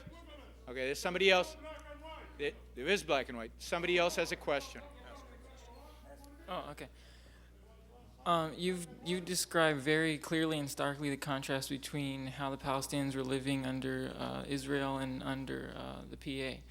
And my question is, why has the PA propaganda worked so well to get them all jumping on the bandwagon? I think it was a poll taken by the actual Palestinians who said that over 60% support suicide bombings. So I was wondering if you could comment on the mechanism or the psychology behind why they're so anti-Israel, when a lot of them should remember what it was like before. Well, I mean, first of all, I think you have to be dubious of polls in general, but polls taken in under totalitarian regimes in particular. So any poll coming out of the Palestinian Authority is by definition suspect to begin with. But it's a good question, because so what is the reason why so many Palestinians buy into this? Why don't they all strive for freedom and Western values and so on? And unfortunately, it has to do with the culture generally in the Middle East. And that is a culture of collectivism. That is the notion that they put the group above the individual. They put the idea of being a Palestinian, the idea of belonging to a Palestinian entity, the idea of being an Arab and belonging to an Arab nation above their well-being as individuals. So even if they can say, yes, in 1985 when I used to go into Haifa and work for a living and made more money, I did well, what's more important to me is my national identity. What's more important to me is my Palestinian national identity. And this is not a new phenomenon in history. This is the phenomena that that we saw under Hitler with the Germans. How did a whole population of Germans suddenly become so corrupted? It is these ideas, these insidious, horrific ideas of collectivism, of altruism, and of religious mysticism that are spreading, unfortunately, within the Palestinians that are destroying them. And unfortunately, if I can criticize Israel, it is the collectivism, it is the religious mysticism that will ultimately destroy Israel as well. Follow up? Yeah. So if Israel completely reoccupies all the territories, how do you think they would crack this group mentality? Oh, that's a good question, and it's it's beyond the realm of philosophy to give the exact details of what should happen, but I'll tell you anyway.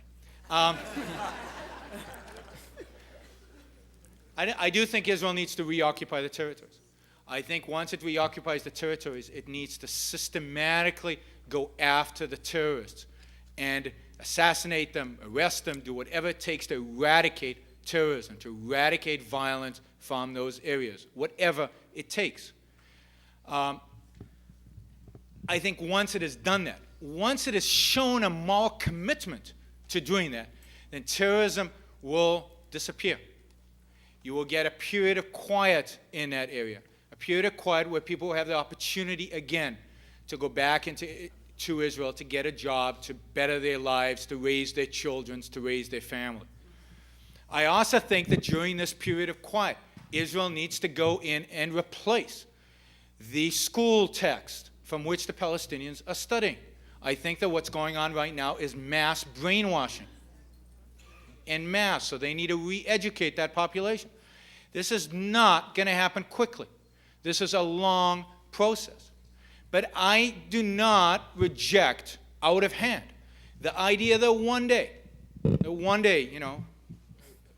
don't know whose lifetime it will be, but one day, the Palestinians will have proven that they are peace-loving, individual rights-loving, that they want their own free country.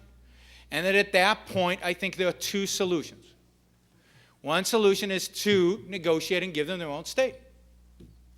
I don't think that is a bad thing necessarily. The other solution is to incorporate them completely as full Israeli citizens into Israel, at the point where they really accept individual rights. As I said in my talk, I don't believe that Israel long-term should be a Jewish state. It needs to be a free state, a state that represents individual rights, a state that represents the rights of every individual living in it. And if the Arabs and the Jews are living there and they all share these Western values, then who cares if you're an Arab or a Jew or an atheist or a Christian or anything else? So that is my long-term solution, either two states, peaceful, Western. And by the way, with regard to settlements, because the lady before, as she was leaving, screamed something about settlements. Let me say that one of the signs when the Palestinians are truly ready for peace, for negotiations, is the day when they ask the Israelis to keep the settlements where they are and to add to them. The day when the Palestinians say, you know what, when we have our own Palestinian state, we want lots of Jews to come in, because they bring jobs and they bring economic opportunities, and we don't care whether you're a Jew or Palestinian or an Arab. We just want to have a free country in which everybody is treated as individual. So the day when the Palestinians say, not only don't we care about the settlements, we want more of them, that is the day they are ready for peace.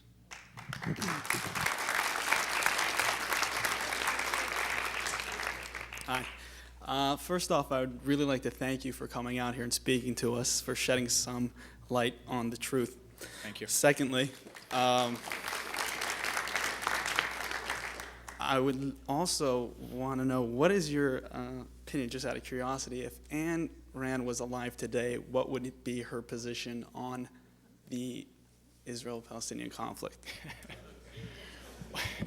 Well, given that I'm the executive director of the Ayn Rand Institute, I very much hope and sincerely believe, I think I know that her view would be consistent with what I just presented. And indeed, in the statements that she did make about Israel during her lifetime, they were all consistent with what I have said. I think after 1967, was one of the few times somebody told me this, Ayn Rand ever gave money to a non-for-profit, if you will, and that was to support Israel. One of the few times she ever gave money. Because of everything that I said, Israel is the only bastion of Western civilization in that region. And she respected that about Israel. Not its Jewishness, but its character as a Western country. Thanks. Hi. I'd just like to say that I get angry when people try to compare the Israelis to a bunch of Nazis and to a bunch of Serbs and everything going around just committing genocide on people. I mean, Srebrenica in Bosnia was a massacre. I mean, a couple of people losing their homes and the unfortunate occasion of war is not a massacre, it is not genocide. Jews did everything they possibly could to help defend these people, and they were stabbed in the back for it. When they took over the West Bank and Gaza Strip in 1967, they could have driven out all the Palestinians. They could have burned them out of their homes. They could have killed them and their families, and they could have ended the Palestinian resistance once and for all. They didn't do that. They gave you your land. They let you run it with Let's civil not just make this administration. personal, please.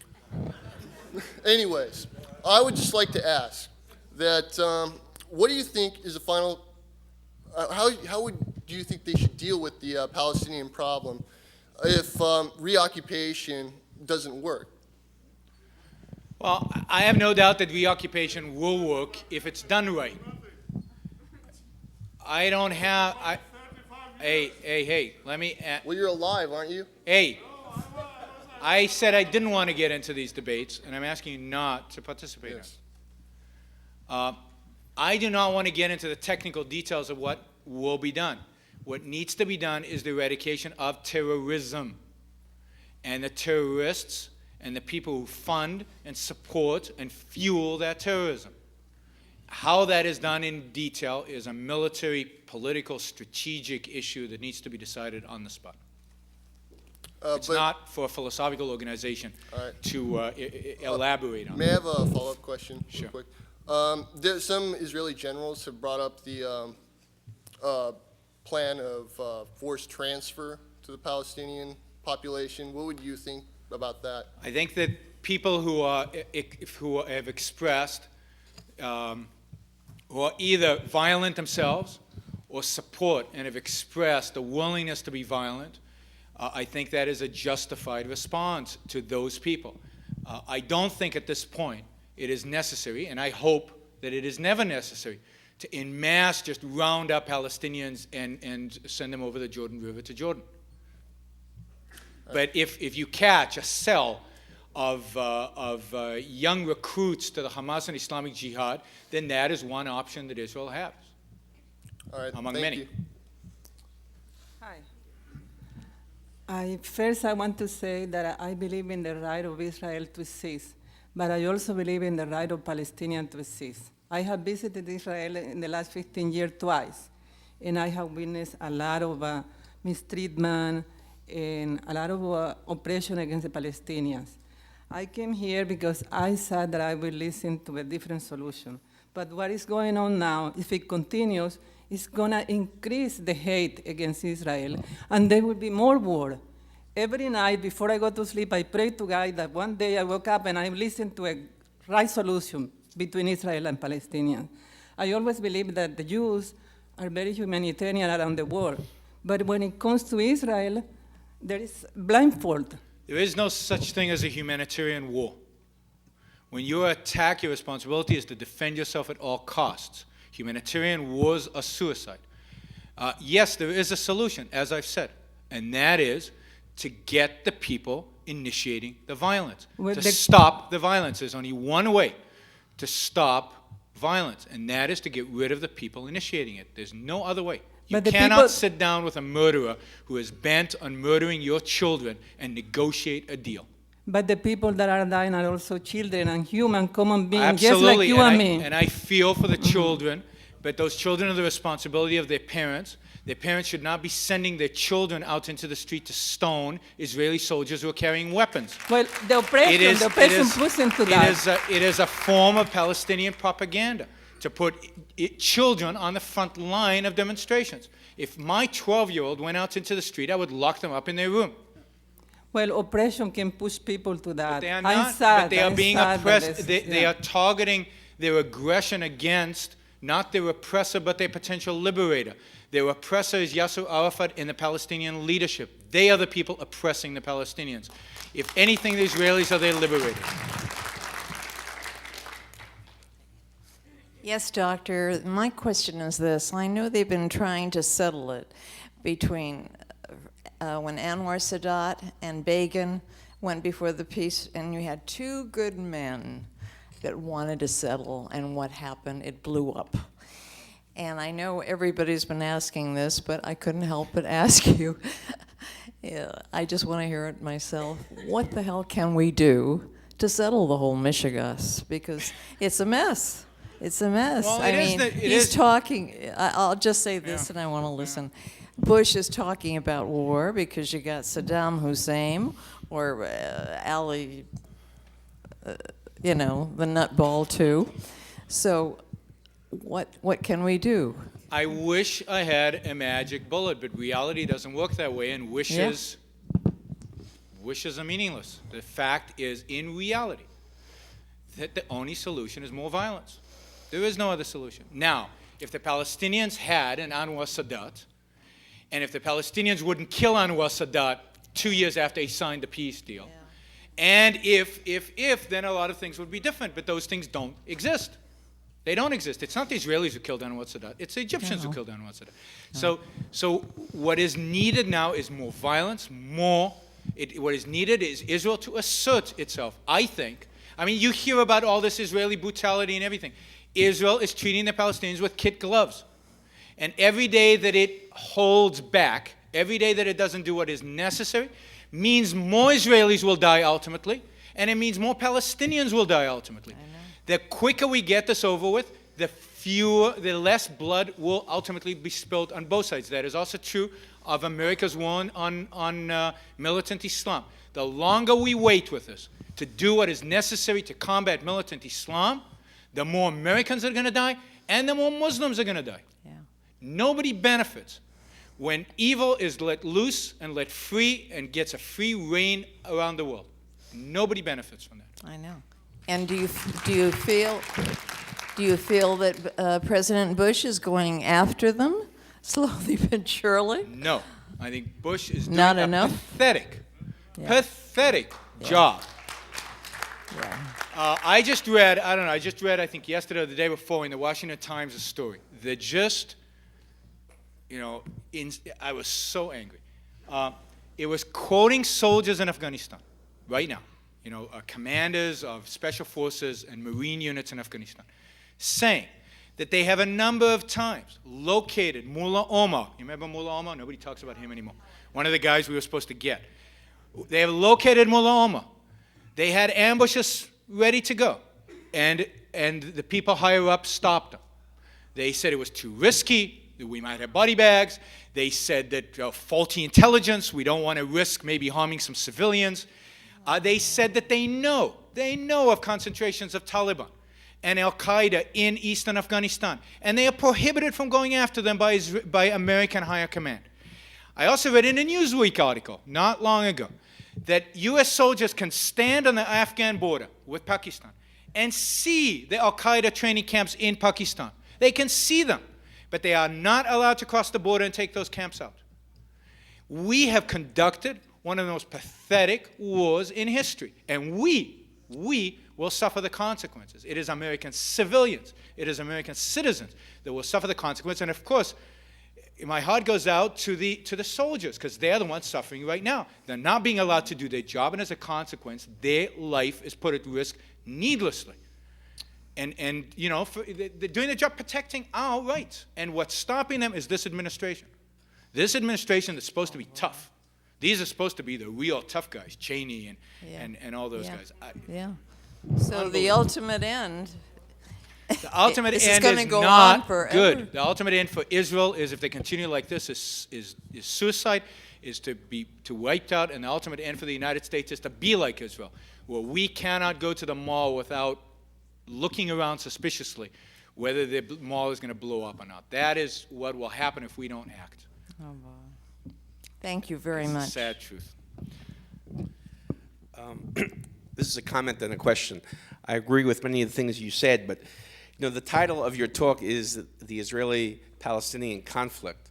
But I mean, if this talk took place 35 years ago, it was then called the Israeli-Arab conflict.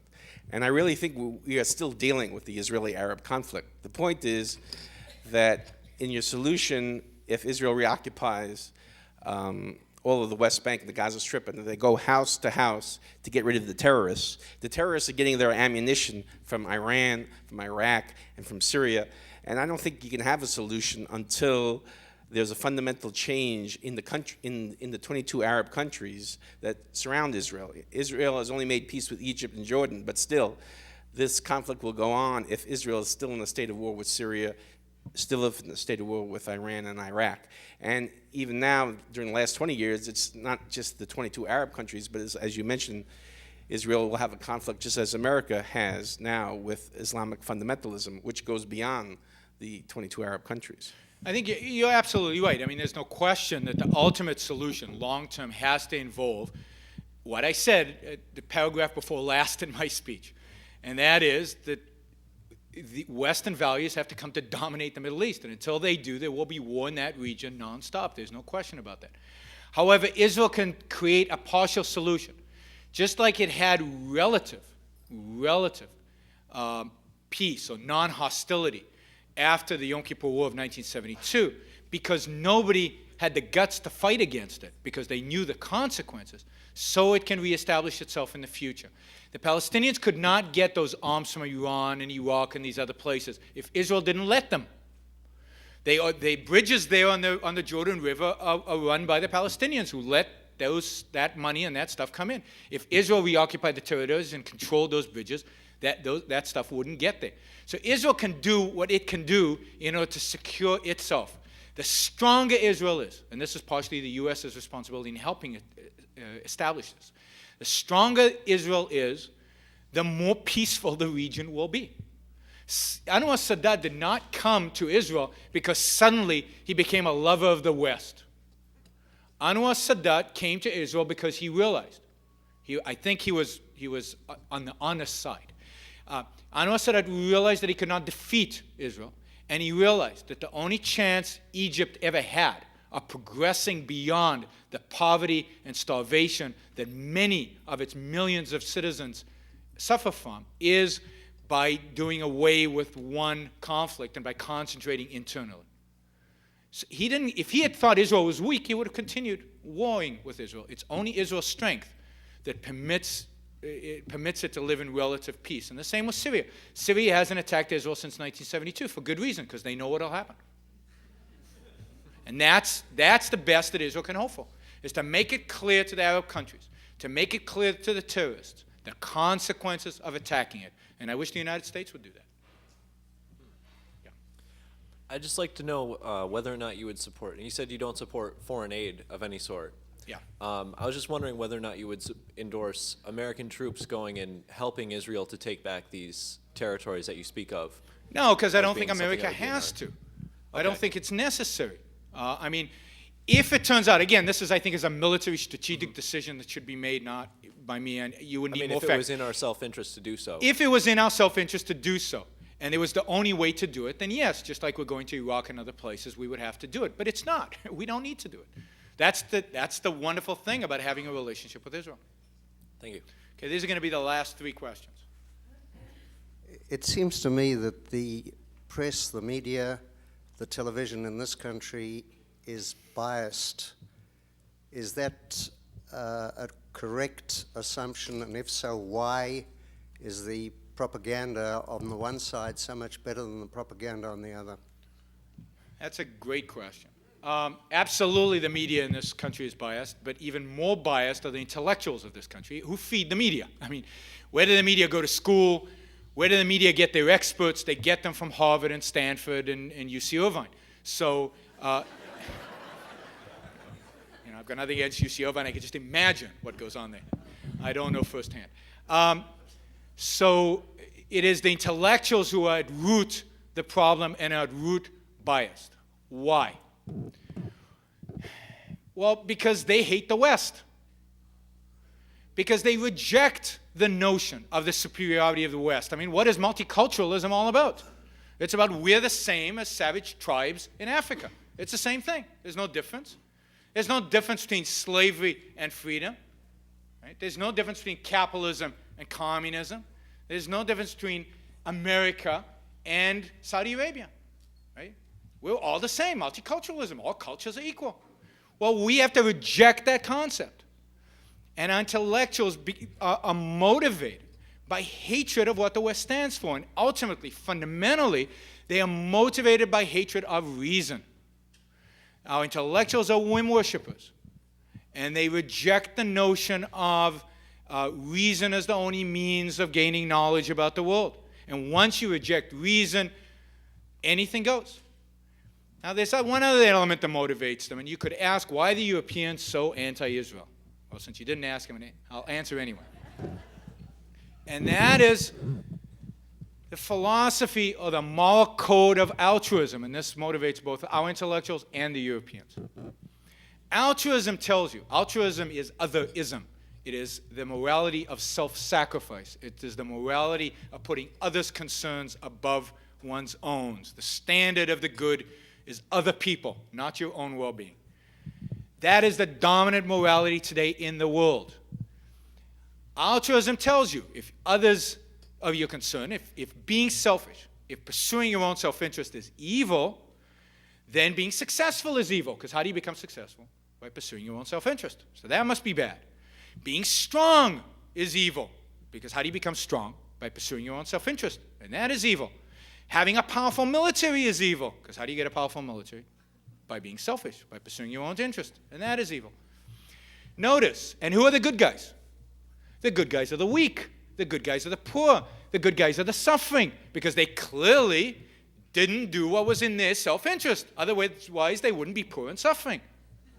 Right? Now notice that when the Jews were poor and suffering and have just suffered the Holocaust and were starting this country from scratch, Europe loved them.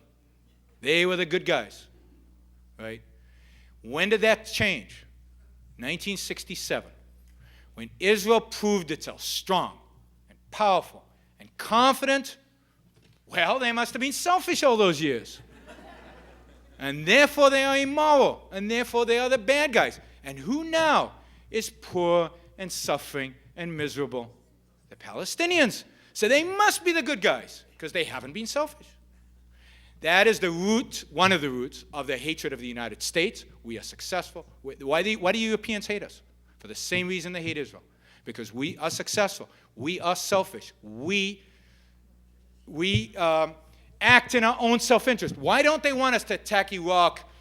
Because that's self-interested. You're just thinking about yourselves. How dare you think only about yourselves? You should be thinking about the world. So now, Ayn Rand wrote a lot about rational self-interest and altruism, and I refer you to her books. But to understand the state of the world, to understand Europe, to understand the United States, to understand white people hate us, you have to understand the viciousness of the morality of altruism. Yes? I have a simple question. If you look at the background, I mean, after all, I don't think there's a country in the world like Israel that gave up so much. Number one, Barak practically gave them the whole state of Palestine. Number two, Arik Sharon proved the whole world who Arafat is. Time is working against us. What's your opinion about separation? With a good PR, not right away, not transfer, but tell them, look, we tried everything we can. And I really feel bad for people like him. I was born practically in an Arab village in Israel. We got along with them. We never trusted them, but we got along with them. But it's the truth, unfortunately. That's a different mentality. And I feel bad for the majority, but the minority, which is the leadership, they are suffering because of them. That's why you lost your home. But my question is, if we do PR, a good PR, and tell them, look, we tried everything. We don't have any other way but separation, and not just a wall. This is your state. In my opinion, it's Jordan. And if you don't move in the next half a year, and we'll compensate you and everything, we'll have to do it ourselves. We are not Nazis. So do you mean by separation putting up fences? Putting up fences, putting up two different countries. The definition of Herzl of Zionism is a small state even, but with Jewish people only. Okay, so let's think about this separation, right? The idea here is they build fences around, I guess, close to the Green Line and establish a Palestinian state on the one side and Israel on the other. Tall fences, big trenches and everything. And that will solve the problem. Well, what is bigger separation than the Atlantic Ocean? We, the United States, are separated from the Arab world. Yet September 11th happened. There is no construction that you can build on the Israeli-Palestinian border that will stop committed terrorists from coming in and attacking Israel. What will Israel do then? Will it enter a sovereign state of Palestine when it doesn't have the guts today to enter so-called occupied territories? There is no way for a quick and easy solution here. I wish there was, but there isn't. There is no way, I believe, to erect fences. It would be nice, but it's impossible. If they are that committed as to fly airplanes into the World Trade Center, if they are that committed that they are willing to walk into malls and blow themselves up or blow themselves up in buses, they will find ways to get around a fence. They will find ways to kill Israelis. Let's also remember that Arafat and his regime's goal is not a small Palestinian state. Their goal is to destroy Israel, and they will not rest until they succeed.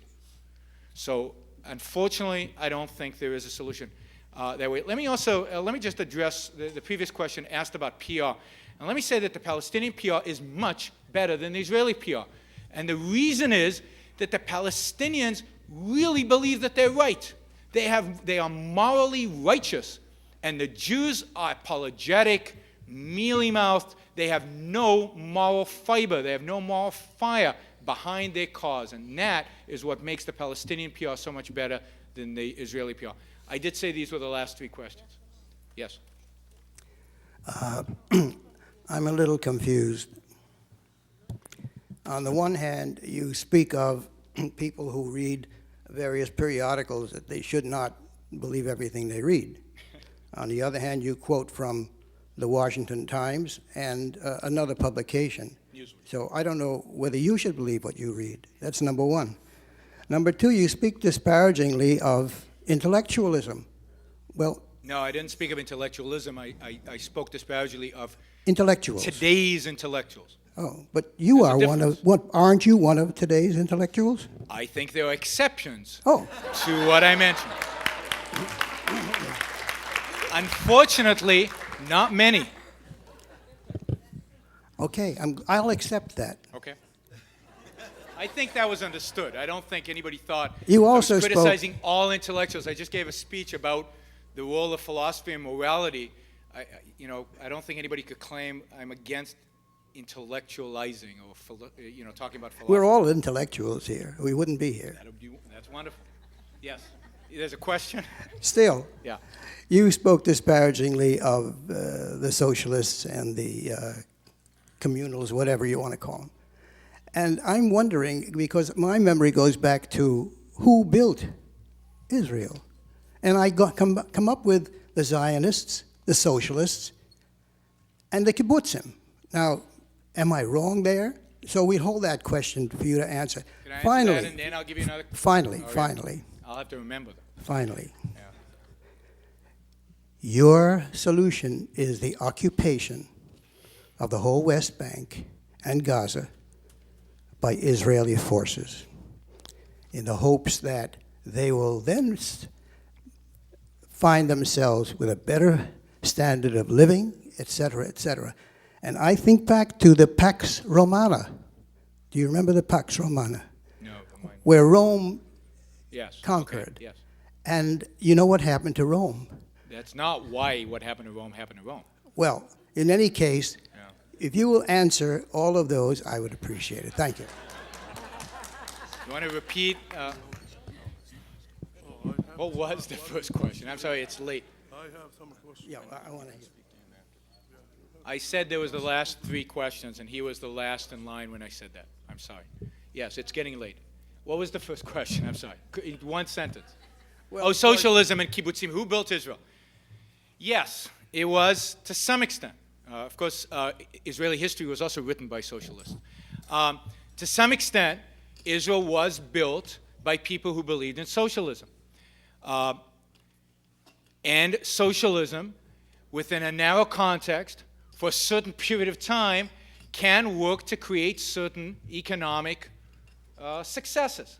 It can't work for very long, as every socialist country in the world has seen.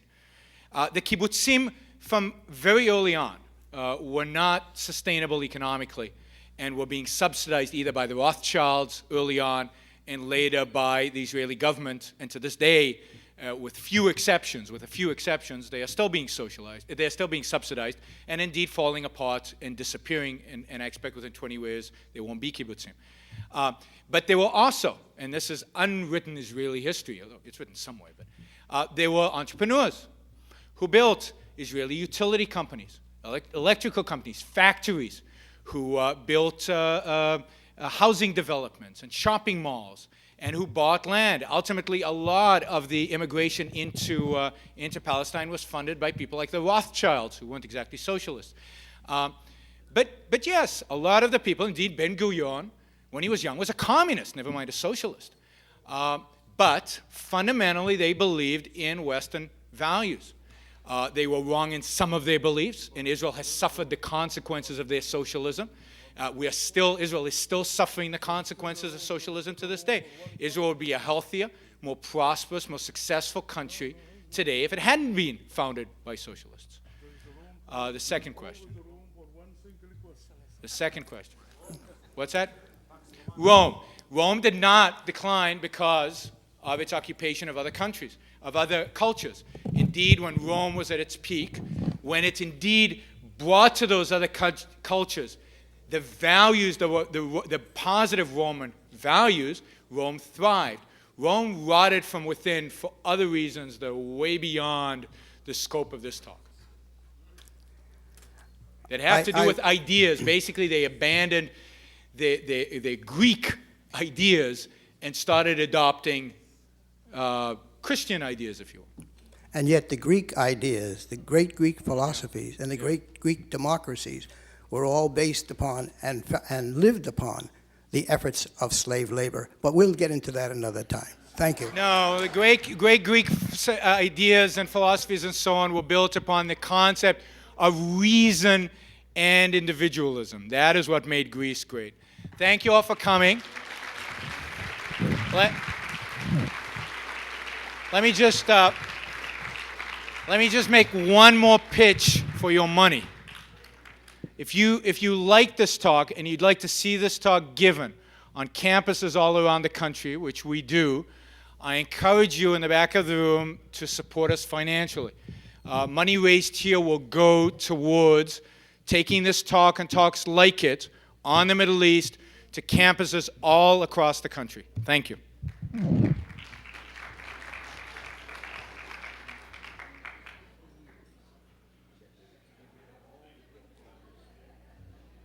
Absolutely, but who do you replace them with?